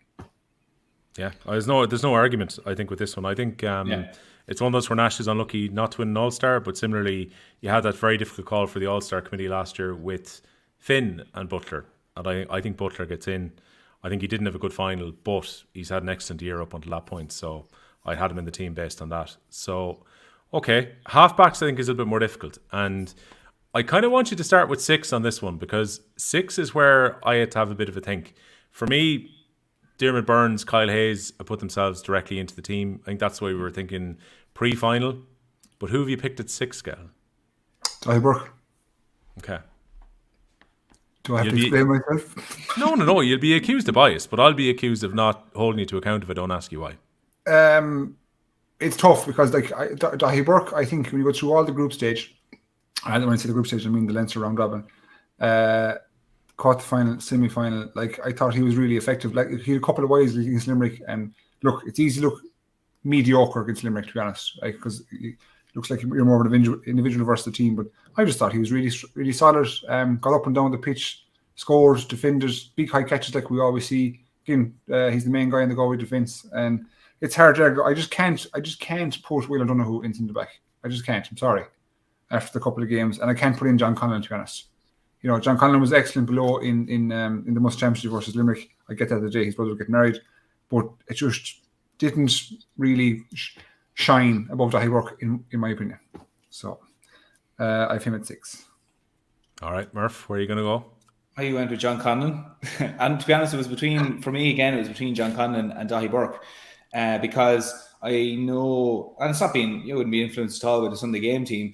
They put Will O'Donoghue there. I was just going, no, it's like Will O'Donoghue was a gap stop there. Whereas, and the other thing I'll say is that they picked Kyle Hayes off the back of previous performances in the championship, notwithstanding the semi-final and the final. Well, by the same standard, you're going, well, John Conlon or Dahi Burke then, because both of them were the two standout centre-backs, I felt, come that stage. So, in terms of Conlon getting man of the match against Limerick in the round robin, which again, one thing I feel All-Star, I suppose, teams have been picked off over the years, or team of the years, has been maybe forgetting to an extent those not so recent games that have been played. And Conlon was really influential throughout the year. I think he just, he kept that consistency right up. Dahi Burke was exceptional as well, and it was a toss of the coin. So, but I just felt Conlon just deserved it that small bit more. Yeah, I went for Conlon as well. And I see a few people are saying in the comments that Will O'Donoghue was better in 2 games than anyone else was at 6 throughout the year. Again, I'm just not sure about picking a 6 based on 2 matches, albeit if they are the All-Ireland semi-final and final. You can respond to this one, Skell, though, coming in from Finbar McCarthy over on the Facebook. You're about saves and goals conceded, and then you pick 2 of the Kilkenny full backline. Well, my first response would be, what's Hugh Lawler done wrong all year? Hugh Lawler had a fantastic All-Ireland final yesterday. Yeah, absolutely. Actually, what do you reckon, Skell? Go on, Okay, I understand what he's saying. I get what you're saying, right? Like, Mikey Butler has had to do jobs in all facets of the pitch. So either being the full back line, out of midfield, up in the forwards, let's say. So an all-star is about individual brilliance throughout the year. So Mikey Butler has been individually brilliant. That's the fact. And so has Hugh Lawler. They've been individually brilliant. So, like, I can't discount that. Like, Owen Murphy, we're talking about class goalies from Seth and Quaid. They're individually brilliant players, but I'm just picking Quaid above them slightly. And so again, when I'm trying to just make this decision, I'm trying to use the benefit of statistics or analysis or whatever. And it's so hard. Like, do you know what I mean? It's so hard. Like last week I was saying Murphy. This week I'm like Quaid, So I just look at it's. I don't take whose point is that now, Mikey? It's Finn McCarthy. 5 points yesterday, but you don't understand. Like they don't understand, right? And I said this before, right? A back can mark space or he can mark the man. You can't mark both. You can't do it. Right. So what happened yesterday with Mikey Butler when in his position, right? He had an absolute. Remember the Casey points in the second half? There was an ocean of space in front of him, like an island. There was literally a third of the pitch, and so you can't mark that. What are you supposed to do? Because if you go in front of Peter Casey, he's going to run behind you the opposite side. If you go behind him, he goes in front of you. It's hugely impossible. So Finbar coming back in. By the way. I think any of us disagree with this. By the way, Declan Hannon, best centre back in Munster. We're all huge Declan Hannon fans here. Problem is he's missed 2 of the crucial games during the year. It makes it very difficult to pick a Limerick 6 on the All-Star team, I think, as a result. It both goes against Will O'Donoghue and against Declan Hannon in a kind of a weird reverse argument against each other. If you're saying that about Butler, hold on now, Declan Leinster, but discount Will O'Donoghue at 6, was he not individually brilliant all year? What happens if Will O'Donoghue is not picked at 6 in my team? Yeah, exactly. See? You're all jumping the gun here, thinking he's not going to be in the team. You all can down a small bit, Lee. Yeah. No. Give us a chance to go a bit further forward. Are either of you disagreeing, by the way, with the 2 wing backs then being Diarmaid Byrnes and Kyle Hayes? No. You're all right with that, Skehill? Okay, so that's set in stone, my friend. All right, so two of us have gone for Conlon, and you've gone for Burke. Yeah, grand, super. Can I just ask you, in your opinion, right? What's the degree of separation between Conlon and Burke? I'm just interested to know. Very, very small. Are we talking 10%? That's marginal. 2%? No, it's marginal. Absolutely marginal. Like, I mean, I actually, and you'll be accused of Galway bias. I can say it with no bias whatsoever. I actually thought that the Burke McInerney switch worked well pretty much all year. I think he's been excellent there. Yeah.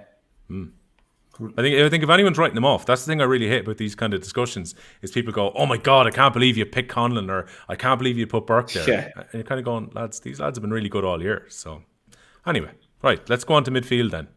I think Darragh Donovan was a lock even before the All-Ireland final. Yeah. Again, he was really good yesterday. And I've put Will O'Donoghue into midfield. So have I. Yeah, that's it. Yeah. So have I. I've been there as well, yeah. There's boys breaking out fire extinguishers there now for their laptops after the centre back decision. So, no, like, I mean, I was just looking at it going, like, I don't know who's making the team either way, like, you know, but I was just going, he's a midfielder. Himself and Darragh Donovan have been exceptional in midfield. So, like, this idea of pushing him to centre back, I just didn't get it. Like, you know, he's a midfielder out and out for me. Like, and he might have been deployed at centre back, but doing a very similar job as he was doing midfield, just deployed a little bit further back anyway. So, I don't think lads should be getting too excited about that one. Yeah. Tim Dunnigan here. How is Butler ahead of Nash and Team of the Year after yesterday? Casey got 5 points from playing. Nash has got 1-4 from playing the championship this year. Also, no talk about Butler pulling across Lynch. Okay. That was harmless, that one now. Pull across the chin. Let the debates go on. Will O'D has been outstanding all year, in fairness, dragged us to victory against Cork alone. And Will O'Donoghue is in our team. We just picked him in midfield rather than at 6. Okay, so that's midfield settled. You got 2 Limerick players in there. Let's have a look further up the field. Fire extinguishers for the laptops. Excellent line. Who's your half forward line, Skehill? Brace yourself. Oh God! Number 10 is Shannon Donnan. That's so like I had 6 locks on this team. Locks, like there's no contest whatsoever, and he was one of them for me. Yeah. I'm skipping number 11, and number 12 was Tom Morrissey. Granted, taken off yesterday, taken off against Galway, but like his work is done at that stage. He runs himself into the ground, and like when Limerick weren't exactly performing to the heights they were yesterday throughout the Munster Championship, he was the guy that kept them ticking. Now, number 11. Ooh, this is a tricky one, Les. This is a very tricky one.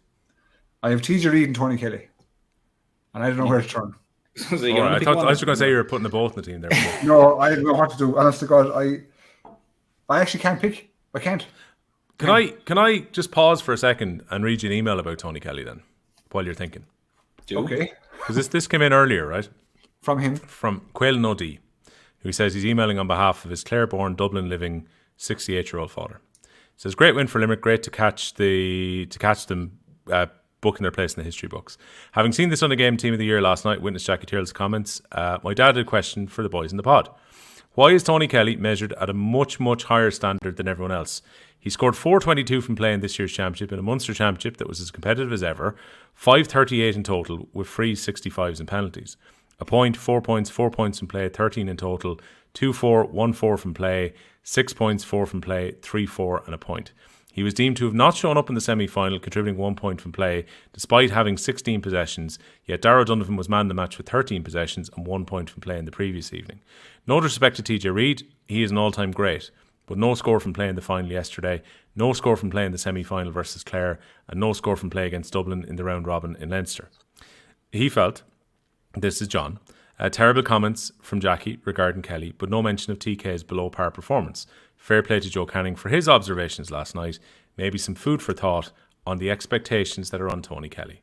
So there you go. I think some fair points brought up there.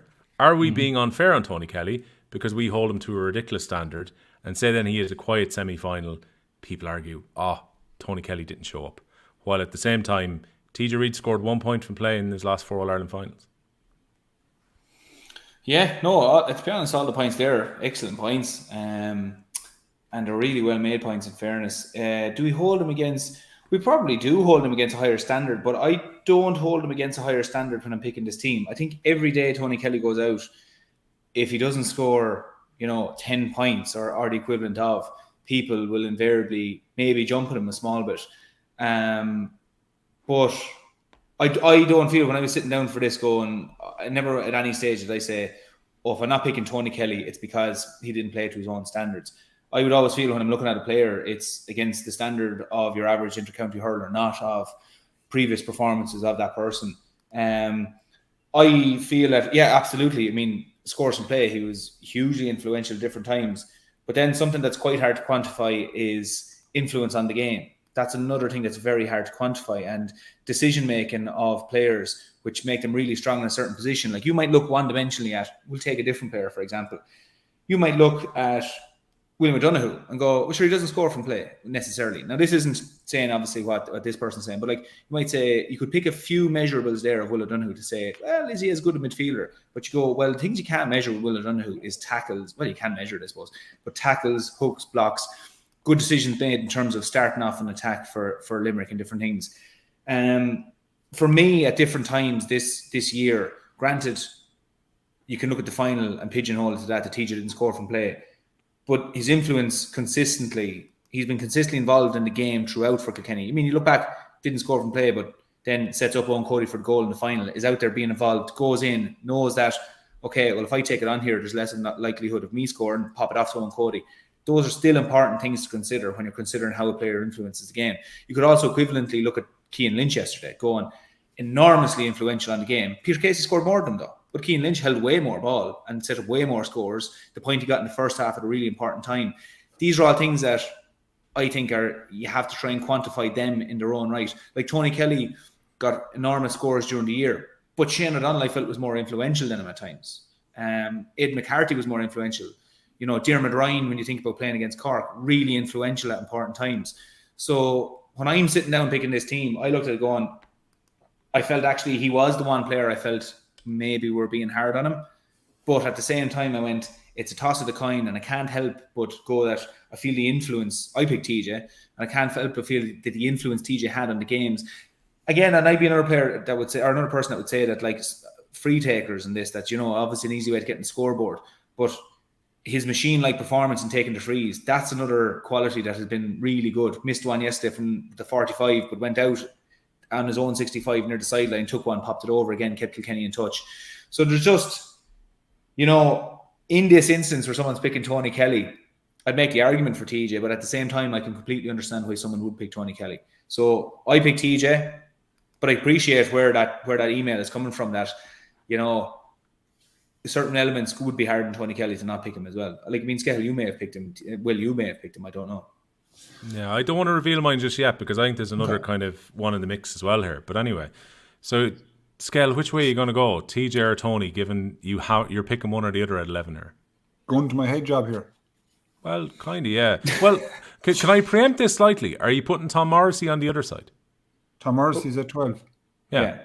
So it's one or the. It's very much one or the other then. Oh, it's one, yeah, because the full forward line, I think the three of us know it's sewn up as it is.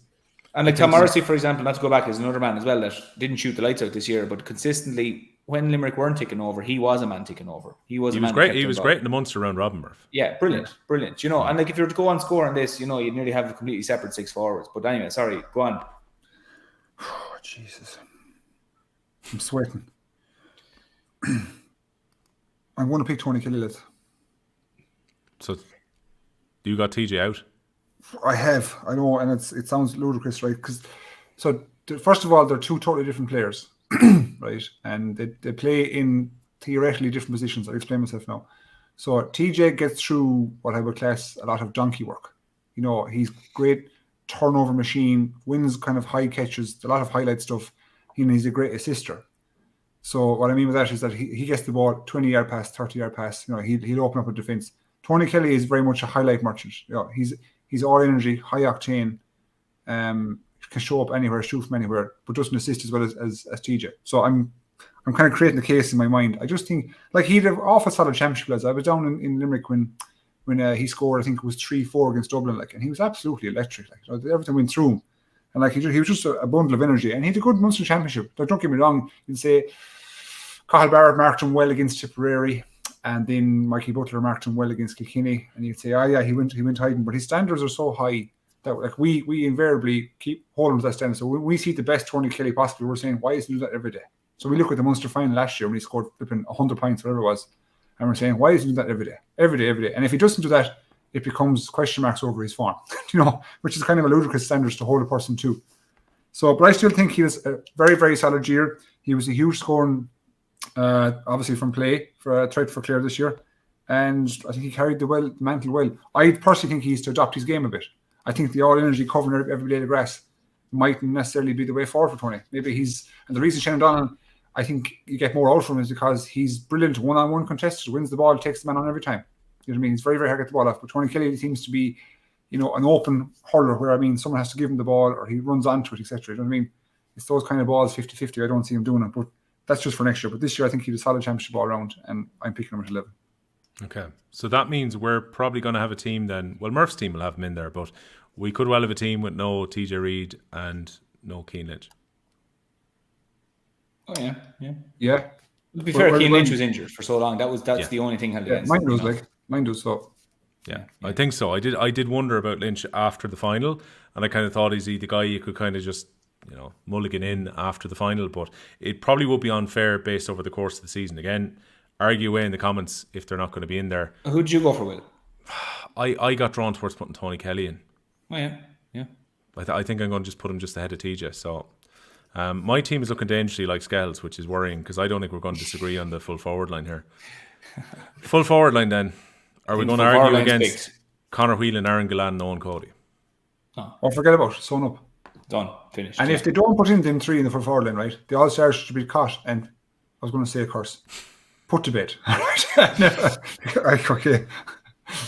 Like Cody, Whelan, Gillane, sewn up. I'm waiting for the arguments in the comments here. There's probably going to be someone who's going to say, let's put TJ Reid in a corner forward and drop Conor Whelan out of the team. And no, you can't drop any of them. No, you can't. Just the three boys have been immense in there, and they've been in there for the whole thing, So, and the gas thing is the three of them up to probably the semi-final stage were in contention for Hurler of the Year. I would have thought so. Yeah. Yeah. That brings us around nicely to the debate. I was just going to say a lovely little segue there, Skehill. Oh, like that, beautifully done. That's You can have my job for season 3. So Hurler of the Year then. Our contenders then, because a lot of people seemed a bit surprised, Murph. You can take the point in this when Kyle Hayes was picked on the Sunday game last night. And all credit to the Sunday game. I really enjoyed the Sunday game last night. And I was the first one who said, it's going to lose a little bit by not going to the hotel and we're going to miss the banquet. And I kind of enjoyed that it seemed like they were in a smoking area in Limerick and they were chatting to the players coming off the train. And there was something kind of nice about that. And it also left loads of space to discuss things in the studio. And our old buddy Joe Canning, I thought, spoke excellently on the Dylan Quirk Foundation and the fact that the GA didn't allow those symbols to be on the jerseys for the Limerick against Tipperary game earlier this year. And the only thing that killed me was they didn't get enough time to discuss Player of the Year. It was almost like, Kyle Hayes, Player of the Year, 20-second discussion, see you, sorry lads, good night. We can kind of debate it out now. Is Kyle Hayes in the running to be Player of the Year, first of all? I didn't have him, to be honest, in my top 3 for Player of the Year. That's no offence to Kyle Hayes. I felt that was, to use an old phrase on this podcast, a bolter. He's had a great year and absolutely fully justified to be in at left half back. But Gillane was my Hurler of the Year, and it was between himself and Cody yesterday, really. And Cody had a great game, he was really involved in the first half, and it looked really dangerous. But just when I was walking away on the drive, or even just on the drive home, I was just thinking about it, and Gillane was the man for me. He was just so influential. That point he got out in the 45, Seamus Flanagan pops it back to him over the shoulder. Again, it goes back to not shooting the lights out. But it's not about shooting the lights out. It's the quality of what you've done. And he was marking an incredible full-back there in Hugh Lawler, which, both lads had a really good game. But for me, the Hurler of the Year, I just think it'd be disingenuous to say I thought there was anyone else other than Gillane at this stage. I'd love to have neutral goggles in one way and stand back and say, do I actually think it's Cody? Because a big part of me is saying that Cody's had a great year, but in the balance of things, I just think Gillane just pushed him that small bit further. And literally, maybe it was the way that Limerick closed out the year is what tipped it for me. But I just felt that I really felt Kyle Hayes was just a bit of a bolter, really, like we said. But Gillane was the man for me at the end of the day, and that's really it. I don't think there's much more to say on him. See, I'm with Colin Cronin on this one. Gillane, folks, can't rob another one from him. So last year, I think he was very unlucky not to be Hurler of the Year, and he probably was unfairly punished maybe by the All-Ireland final when it came to the contentions on it. And that's not against Dermot Byrne, who I thought was brilliant throughout the year. And again, I think he's very much in contention to win Hurler of the Year for the second year in a row. But again, Skehill, I think Gillane was the man for Limerick right up until this final. And even if Hugh Lawler has a good final on him, it's not like Gillane had a bad day yesterday. No. I think over the course of the year, for me, it's Gillane. I take the point that Hayes has been tremendously consistent. I take that Byrne's been some big games. Darragh Donovan had an unbelievable semi-final. For me, though, it's Gillane. What about you? It is. First of all, my nominees are Gillane, Owen Cody and Dan Morrissey. They're my 3 players. I thought that, were extremely... First word is consistent. And then when they played well, they played very, very well. But Gillane for me, and when you say Rob, I understand what you're saying, but I'm trying not to get influenced on previous years because this year I'm treating it completely on merit. And I think he has been outstanding. He really has. And I said at the start of the Munster Championship, got off to a slow start, but as he grew into it, heading towards kind of last round robin stage, Munster final, semi-final, final, sure, he's been absolutely outstanding. He's been brilliant. Brilliant Munster final, brilliant semi-final. And yesterday, he didn't score 2-10, but he was still brilliant. He's still excellent. So, and for me, he's the guy. So he deserves Hurler of the Year for me. Hayes was a bolter, and I like a bolter. I'm a big fan of a bolter. You sure are. I didn't see that one coming. Yeah. So I can't. And look, they gave reason why he should be Hurler of the Year, Hayes himself. And listen to me, they're all valid reasons to a degree, but it's a matter of opinion. And in my opinion, it's Gillane's all day long. P-Well74 making a good point. This is some run for Patrick's well with Hurler of the Year awards if he's to pick it up. There was also the question brought up as well whether Murph, I think it came up just a little bit higher here, what about the guys think about who's going to win it? Who do they think will actually win it? Remember, the players vote on this now, and it's different maybe even to your days. So they have changed it round that there's actually a PR system now, so you get preferences rather than just picking a straight winner as well. So I don't know whether that's going to affect it.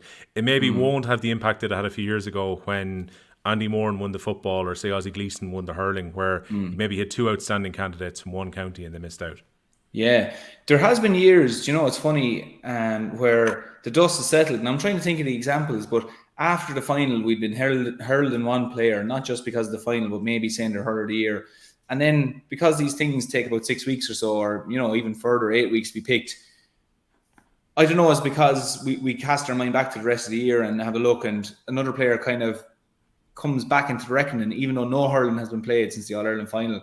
Will it change? It could very well change, because I'm saying Gillane now, but at an All-Star night in a few weeks or a few months' time, I wouldn't be surprised if for some reason the talk and the narrative has just changed that, people are talking about Kyle Hayes, and maybe because the Sunday game planted the seed, the conversation is about him, or, I'm trying to think who else. Dan Morrissey. I just don't think Dan Morrissey will get it. I don't think maybe too much talk will go up around him. Some go for Dan Morrissey though, Murph, to be in the conversation, given the switch in position and going into such a crucial position for him to be in contention here. Well, very consistent coming down the last few games of the championship. But again, going back to the narrative of what the Sunday game were saying that Kyle Hayes was so influential, I actually thought at those times Tom Morrissey, to speak of the other Morrissey, was more influential during those times. And those were times where, let's say, even when Clare bet them, it was Tom Morrissey was the lad still standing up trying to fight. So if you're making the argument to go back that far in the championship, I would be thinking, okay, Kyle Hayes, Tom Morrissey's been flying it. So, but it is fair going for Dan Morrissey as well, because a very unassuming player who goes about his business, again, Barry Nash shoots up the field and will get his score, and all these different backs in front of him, between Dermot Burns being top scorer yesterday, a lot going on. In fairness for Dan Morrissey, it's a testament to his consistency that he still is in the narrative, that people still recognise what he's doing. He's just a great player, and do you know what? It'd be nice for Dan Morrissey even that he's nominated for Hurler of the Year, because that in itself is a recognition of your year, that you're in the top 3 players of the year. One person gets to walk away, but at the same time, a person can literally, can point to a certain stage of their life and say, look, I was in the top 3 players in the country at the time. So it'd be nice for Dan Morrissey, but I don't think the narrative will change a whole lot from Gillane. I think we'll still be sitting here in a few weeks' time, and Gillane will be voted Hurler of the Year. I'm not too familiar with the system that's in play now that you're talking about, Will, but I don't think it'll change things a whole lot. No, it should just mean that you won't have a situation where votes almost cancel each other out, where you've got, say, one from one county and two from the others in a 3-person shortlist. And what tended to happen then was the vote would end up getting split between the two players, usually from the All-Ireland winners, and then the third person could come through. While this time around, I think your vote transfers into a second and third preference as well. So it should help share the vote, if that makes sense. Skehill, who do you think picks up the little bit of glass at the end of the year for this? I think it's Gillane. I don't think there's an argument. Sometimes what happens is the media can actually portray a player having a better season than he actually had, if that makes sense. Sometimes the media gets awful traction. Next thing, he's just a shoo-in for it. But Gillane, in fairness, I don't think he's got an awful lot of media traction. But when I hear people discussing like us and people in the locality and other media outlets, I think it's kind of, I won't say unanimous. There's cases to be made for a few people, but I think the lad who's put himself above everyone else is Gillane this year. Just like I thought Burns last year put himself above everybody else. I thought that decision was justified. Gillane is unlucky solely because he came up against a player who had just as good, if not a better season than he had. But in this instance, I don't think anyone has actually outplayed or outperformed Gillane in his respective role. Fiol, I'd agree. Tom Morrissey was so important for Limerick when the backs were up against the wall earlier this year. We'll do our young hurler in a second. James Coughlin, best young hurler I've seen all year was young Jack Screeney. Do you mean Adam Screeney rather than Jack Screeney on this one? Jack Screeney's a good hurler as well, but can we keep him in Limerick? I believe he's going to UL. Sorry, Will. I think he is going to Limerick. That's the plan. Adam Screeney has to get his exams first, but scored 7 points in his championship debut at senior level during the week as well. So he has no problem stepping up to full men level now at this stage as well. And John there, Gillane all day. Don't know who anyone chose Hayes. Look, again, and Darrell Donovan's come up there as well from What's Gone, What's Back. Darrell Donovan was excellent all year, in fairness. Yeah, I mean Adam Screeney, yeah. Young hurler here then, lads. Who do you fancy? Murphy, you go first, please. What do you mean? It's good man. Pushing the pressure straight across as he face palms for the audio audience on this one. Well, I'm trying to think. We might as well get to who's on the table here. So it's 22 players, 22 years of age and under. Cathal O'Neill, obviously being the first one, comes into mind. Is it a year that? Is it like who are we dealing with? Okay, go on. So I got down to two people: Cathal O'Neill and Mark Rogers. He surely qualifies. Yeah, we looked Rogers up. We were looking up Rogers and Hogan earlier this year. I went through all the games of each person. I went through what they scored. I knew you'd have the research done on this. I didn't even have to ask. Just because would you believe, lads, this was actually a harder decision than the hurler of the year for me. Okay. I thought Gillane was probably 10 or 15% above everybody else for the senior or hurler of the year. Sorry. I don't know Mark Rogers' date of birth, but he's 22 anyway. Okay, we'll consider him, sure. So, yeah. Yeah, and like another guy who I thought about was Adam Hogan, but then I said, no, he doesn't beat out Mark Rogers in his own team. So, Cathal O'Neill, Mark Rogers. I actually chose Cathal O'Neill. Cathal O'Neill has just been, I just think he's been absolutely outstanding every time he gets on the ball. He's had limited minutes. He started the game against, I think it was Tip, and he got 5 points in play. Well, I think he started again. He picked up the injury against Cork anyway, certainly. Tim O'Mahony gave him a knock there. So, but like up until that, I agree with you, he was absolutely flying it, and he's been involved since. He's been really influential. I think he would have actually played more time if he hadn't picked up the injury against Cork. Yeah, 7 games, 112 from play, 15 points total. Obviously, Mark Rogers is 6 games, 3-6 from play. He picked up the freeze towards the end, which is 15 points as well. So again, it was same score, and albeit with a game less. However, Mark Rogers has far more minutes than Cathal O'Neill. I think by my count, he's got nearly a two full games ahead of him. If that makes sense. So I just think Cathal O'Neill's a beast, and every time he comes on, he makes an influence. So if you come onto a team like Limerick and make actually an influence, make a positive impact to their team, that's a sure sign that you're in great form yourself. Yeah. So a couple of suggestions for David Blanchfield. He's 23, so I think he might be just outside. I think it's 23 or under, isn't it? But again, Blanchfield had a very, very good season. I think you can have the cast and vote on this one, Murph. I think Adam Hogan, Mark Rogers, Cathal O'Neill are a very solid top 3 here.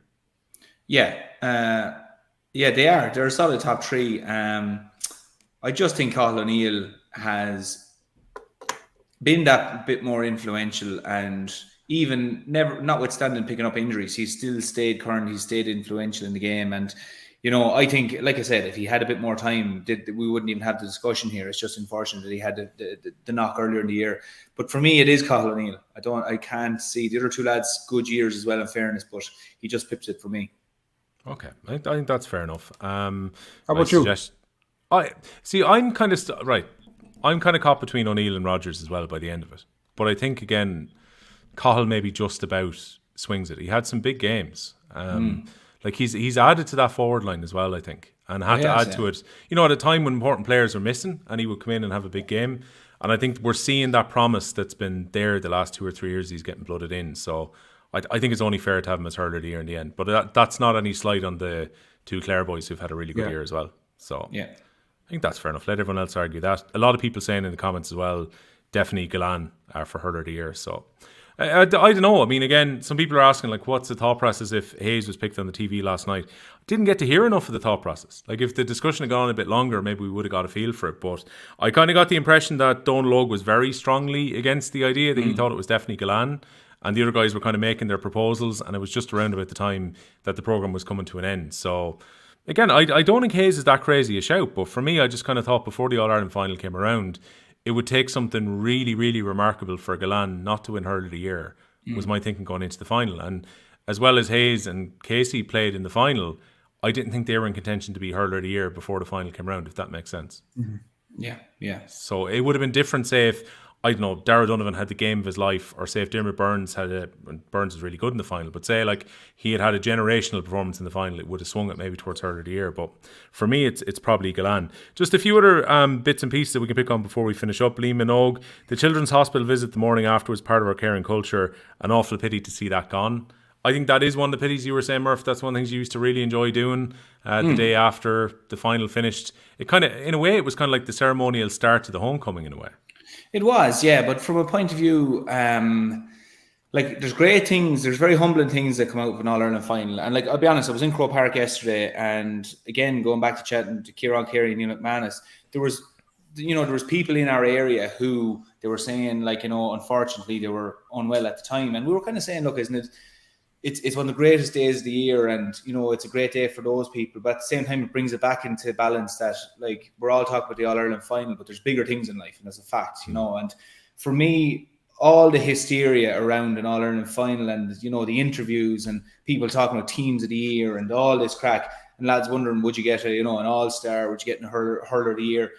Going to the Children's Hospital, you forgot all about that, you forgot about everything. You were just there and you went, Jesus, I have nothing to complain about. And going in, chatting to the kids, and you'd meet a kid, you might be there and there'd be a kid from Kilkenny, and then you'd meet a kid from Tipperary or from Limerick or whatever, and the parents, you'd be chatting away to them, and for a brief moment there's great excitement, and players would always come out of it, and you'd actually, you'd go about your day and your week in a really positive way afterwards. Not that you don't have a reason to be, but all these flipping things where lads would be going on about nitty gritty after the game, about 65s or about whatever, and all those things.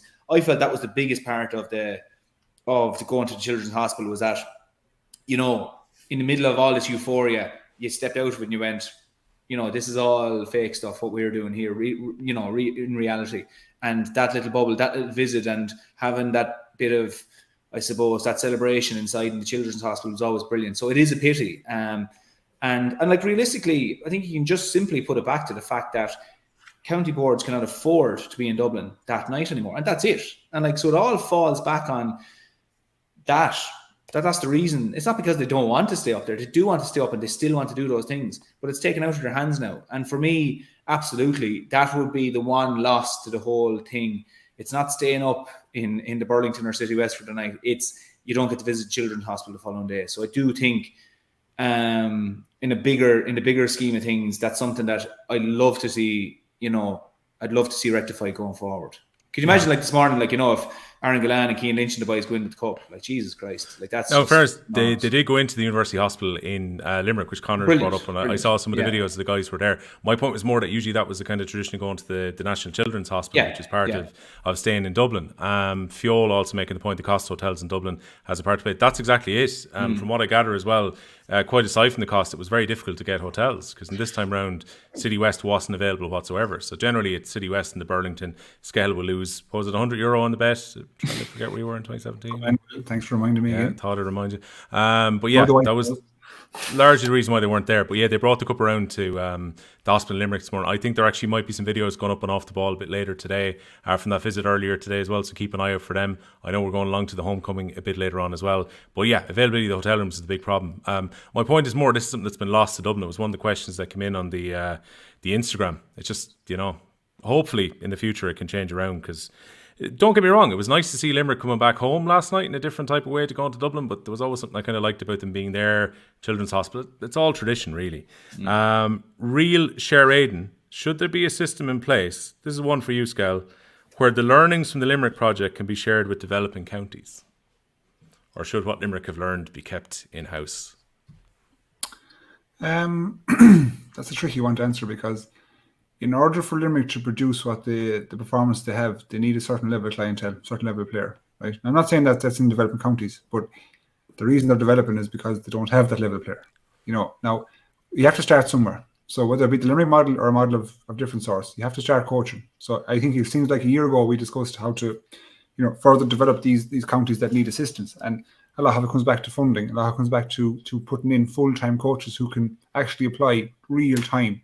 Not just a token hour a week, to a club or to a school. It needs to be provided in real time. So first and foremost, start there. Get people into positions in these counties that they can actually make influence. Put high-level coaches in there, and whether that's under the tutelage of a Martin Fogarty, a Paul Kinnerk, Paul Gillane, Dave Morris, these people, let's say, who have high levels of coaching knowledge. Then that's what has to happen. But the sad fact of the matter is, right, and I hate to say this, is that's never going to happen. You know what I mean? I sit here now and say the GA, I'd love if they went into Sligo, Wicklow, or Derry, these places, and got hurling going in there to a high level to make our championship overall more competitive. But they just won't. They'll give a token fee or a token sum of money each year to keep things going as it is at the moment. And I don't think they have an interest to further it on any more than what it is at the moment. So that's a big issue. We said here that'll take years for it to change, and I just can't see that happening anytime soon. So get the Limerick model, put it into Sligo. It's all well and good, but that needs people in full-time positions to hammer that home. It's not going to happen. And here's one for you, Murph, from Endeburg, as we come towards the end of our live pod this week. What's it like for the lads now as club players waiting for the start of the club championships? You're not back underway yet, are you, in Galway and Kilkenny? No, we're the first weekend of August anyway. Same, we're the 5th, that's the 5th and 6th of August. 5th and 6th, yeah. Yeah, we're out that weekend, yeah. For a lot of lads, I know there is lads taking this very brief window of 2 weeks to try and go on a holiday. That's kind of now with the split season, is if you're lucky enough to go to the All-Ireland final, there is a few lads who are going to try and just get away, because realistically for the inter-county lads now is they have this 2 weeks before they start playing, and if they go well with the club, that's going up till about Halloween. League starts in January, and you can't just start the league without playing a bit of pre-season, without doing a bit of pre-season training. Reality is this is a 2 week period now for, let's say, for Kilkenny lads who, they might have 2 or 3 weeks off then after their club finishes, they're back into training with Kilkenny. So what's it like now? I'd say now you'd be doing very well to get anyone on the phone at the moment for the next few days. They'll put their head down. But I think, look, a lot of them look forward to going back to the club now as well, because, it's a new lease of life. They'll park the whole All-Ireland thing. They'll revisit it next year, and they'll just get to enjoy hurling away with the clubs and take on the new challenge and focus on that. So what's it like? Don't think any of them are thinking about it at the moment, but I always found that, let's say, after losing the All-Ireland final, you were looking forward to getting back to your club just to get back going again and just kind of get, because the longer you sit around at home thinking about the match, you're disappointed. Getting back hurling with the club was always great. What about you, Skehill? Is your next daughter going to wait for the start of the club championship, or is she arriving before then? Well, she's due the 10th of August, but like that now, the second child came 17 days early. So yeah, so signs are on. There'll be something, I was going to say something popping this week. Something will happen this week or early next week. So I think she admitted herself that it's likely going to happen in the next couple of days. Hopefully all goes well. What a phrase to use. There's a few questions on the split season here which we can kind of round up before we finish. I knew this would happen every single time, but anyway. With college lads away for another month, why are local championships starting up now? This is something I've noticed from covering local championship games over the last 3 weeks or so. Lads are away in J1s, and almost becomes a discussion with the managers after every single one, which is, we know our lads who are in Boston right now won't be back until the bank holiday weekend, and we're kind of planning accordingly. I don't know, but at the same time, here's Darrow Flynn, and here's the open one, Murph, to start it off. Lads, what are your opinions of split season, as in the All-Ireland on too soon? You can't push it back to September, as you have to accommodate the club player as well. Like, is there wiggle room to move this back? Is there a need for wiggle room to move this back? Is July a problem now that we've had 2 years of it? Again, I said to lads during the week that I feel like the summer's nearly over. It kind of feels like it's over now because you associate the All-Ireland final with the end of summer. But I do think that the split season is good for club players as well. So I think it is a good balance at the moment. I don't think we can hang everything on when the All-Ireland is played as a good marker of whether it's working or not. I think it's healthy for the club players at the moment. So I think it's working. So I'm happy enough to keep progressing with it as it is. What about you, Skehill? And Colin Cronin says, best of luck, Mrs. Skehill. No, best of luck to Mr. Skehill. He'll be part of it as well, but she'll do most of the work. Yeah, my work is done, if you know what I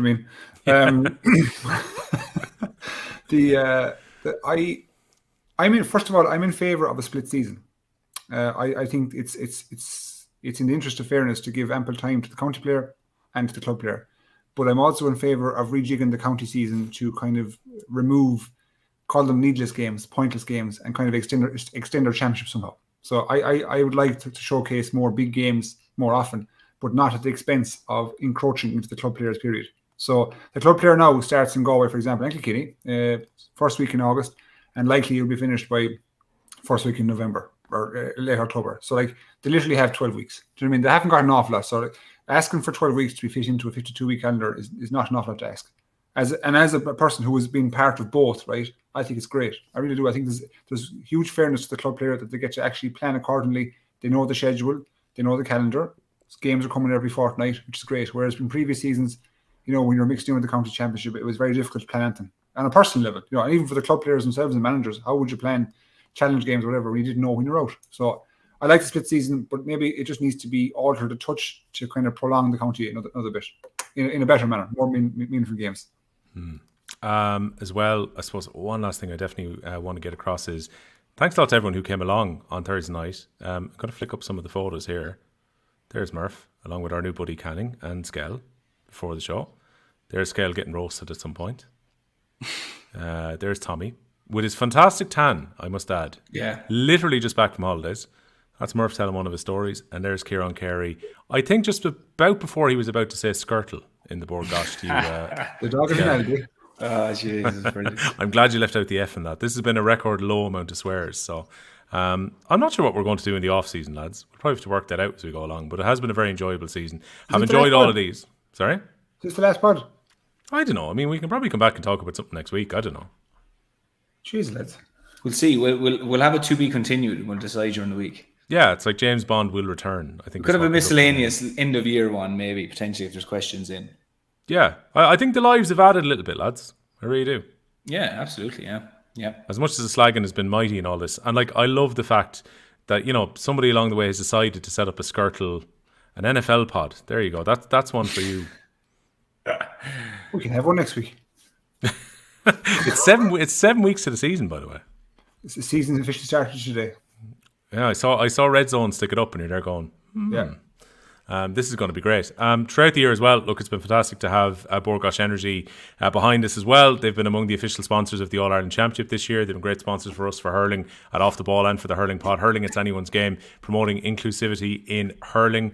We will be back with news of what we're going to do. There's a few people very keen on the idea of having an NFL pod. What the hell have you just started, Skehill? Lads, I think you love it, honest to God. I think once I open your horizons, broaden your horizons within the NFL, you're going to love it. Trust me. Murph, I can picture you being a real kind of Mahomes kind of fan, Kansas City Chiefs. Why is that? What's his traits that make me... Huh? What do you think will draw me to him? The fact that they won the Super Bowl last year. You'll hop on the gravy train. I want an old trophy. I'll go for the Super Bowl. Well, yeah. you strike me as a man who just follows somebody that's just completely, in kind of no man's land. You're like a Jaguars fan. Yeah, see, I like finding stories that are a bit off track, but I am enjoying the quarterback series on Netflix at the moment. Yeah, I'm watching that, yeah. Yeah, you mentioned it the other night, Skehill, so I said, I'll flick it on. Friday night, I just put it on, and I kind of let the episodes roll in one after another. I found it remarkably compelling to see these guys who are ridiculously wealthy, have probably been the most pampered players on their team all the way up along the way, but yet are playing in such a pressure position. It's insane. Like, if you make a mistake at quarterback, you have probably messed it up for your team. You're done. You're absolutely done. Yeah. It is probably, his class is the most difficult position in all of sports, and it definitely is. Because I remember we were there going back a few years ago, and I was trying to introduce kind of 5 signals or 5 or 6 puck outs in the club game, or in our club, let's say. And one of the lads, can't remember who it was, said, "Geez, how are we supposed to remember them in club championship? 6 signals, right?" And I was like, Tom Brady can remember 500 plays, right? And you can't remember 6 signals. He doesn't have to go to work on Monday morning, though. That's the thing. So he can just remember these 6 signals, right? Jesus. 6, not 66, 6. Oh. Two reasonable shouts in the comments on what we probably should do next week or maybe the week after. Got to be a season roundup. See, I don't really want to go back to work on Monday, so I'm fine with doing another pod or two. So a season roundup would make sense, and maybe we can take suggestions on various bits and bobs, and that kind of rolls into Connor's idea as well. Do an award show, like best goal, best point, best tackle, etc. Yeah, I mean, I think that plays right to your wheelhouse as well, Skehill, getting the notepad out, breaking down various different categories. I think I found last year's one, actually, would you believe? Ooh. I found it there today somewhere. I actually gave you an award last year with. You did? I think it was was it most unexpected or something like that? Unsung hero. Unsung hero. Having to put up with us two. Well, predominantly having to put up with me. Murphy's a nice lad. And I like that own Hurley here is going straight for the negative. Let's have worst ref. Club championship pod would be interesting. Galway, etc. I'm all for having a bit of a chat about the club as we go on. It's just getting access to actually watching enough club footage is the tricky part, I think. But, and especially when the lads are mid-championship, it kind of gets weird if you're talking about your own championship, if that makes sense. Like, I couldn't really have you go, well, who do you think is doing well in Kilkenny or Galway? And you could be talking about your opposition. But yeah, we did have an idea last year, not to tease it too much, but it might well be rekindled. I think the idea was that we were going to do a crossover with the football pod at one stage. Perhaps during the club championship. That might be a little bit different. Go for that. Will's beard should get an award for this year. I probably shouldn't have shaved it off. Big mistake. Club championship seconded. All right, there's a lot of good feel for the club championship here. And best bolter of 2023. Skehill, you have to come up with that one. Asher's Johnny Glynn all day. That is the bolter. Johnny Glynn all the way. Get Johnny Glynn, lock him down, keep him in Galway, and have him back in a Galway shirt for 2024. He can have the Galway shirt, which I still have in my bag that I forgot to give you the other night. Oh, come on. Yeah, come on. You can have that. Yours, yeah. I gave away mine, yep. That was incredibly nice of you, by the way. To the fellow who came second in the quiz. Was it signed? Did he go home? No, actually, we didn't sign it, I don't think. To be fair, he probably didn't want to be the fella turning up into McGrath's or the Big Tree with Tommy Welch and Paul Murphy written on the jersey, like at 20-something years of age. Maybe he did. I don't know, but maybe he did, yeah. All right, why don't you quick fire these last two, because I'm very mindful we've now been talking for 2 hours at this stage, and we're probably even boring the bloody live audience. Lads, what was your game of the year? Game of the year. Game of the year.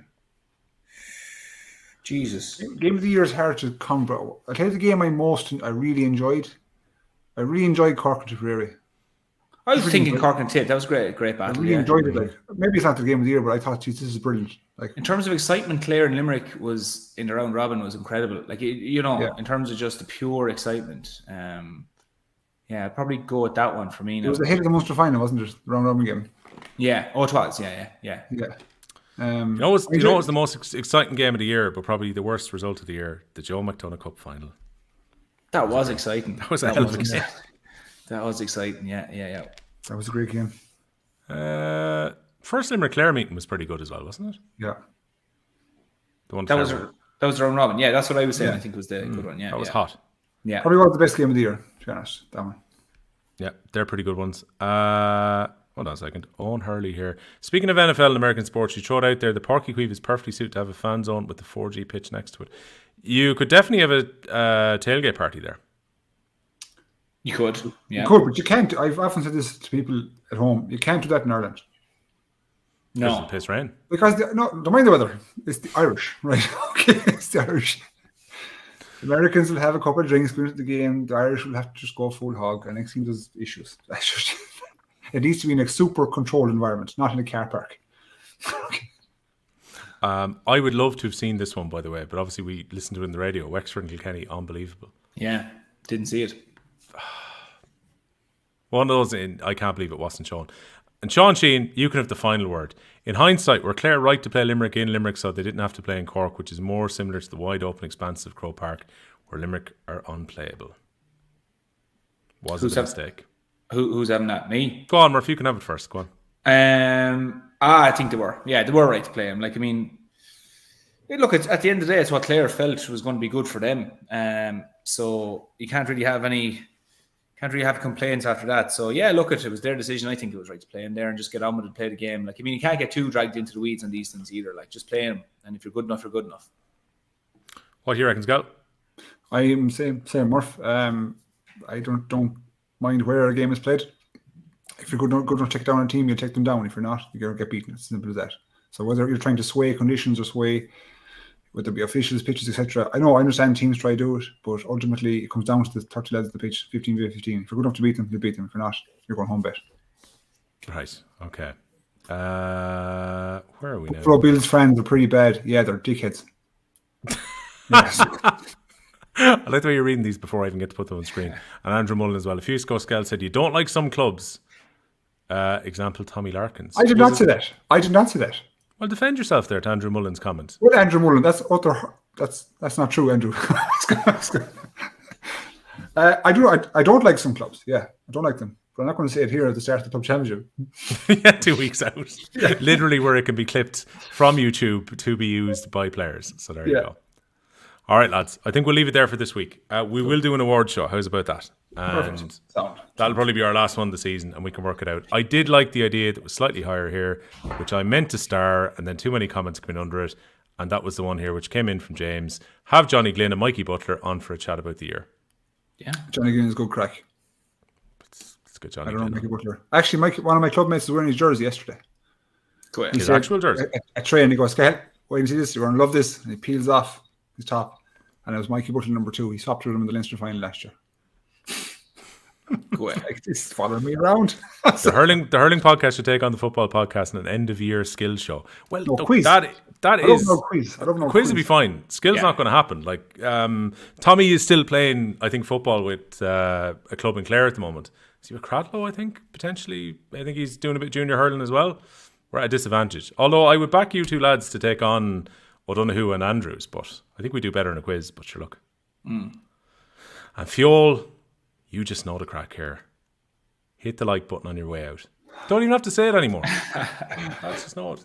Sorry for having to say it during the year. It does make a massive difference. And if you're listening to us on Spotify, on Apple, Stitcher, wherever you're picking up your podcast at the moment, if you could leave us a rating, that would make a massive difference as well to push it up along the way. Thanks a million for joining us for our All-Ireland review. Paul Murphy, it's been a pleasure. Sound well. See you, James Skehill, the same. See you next week. All the best, gentlemen. See you. Thanks, lads.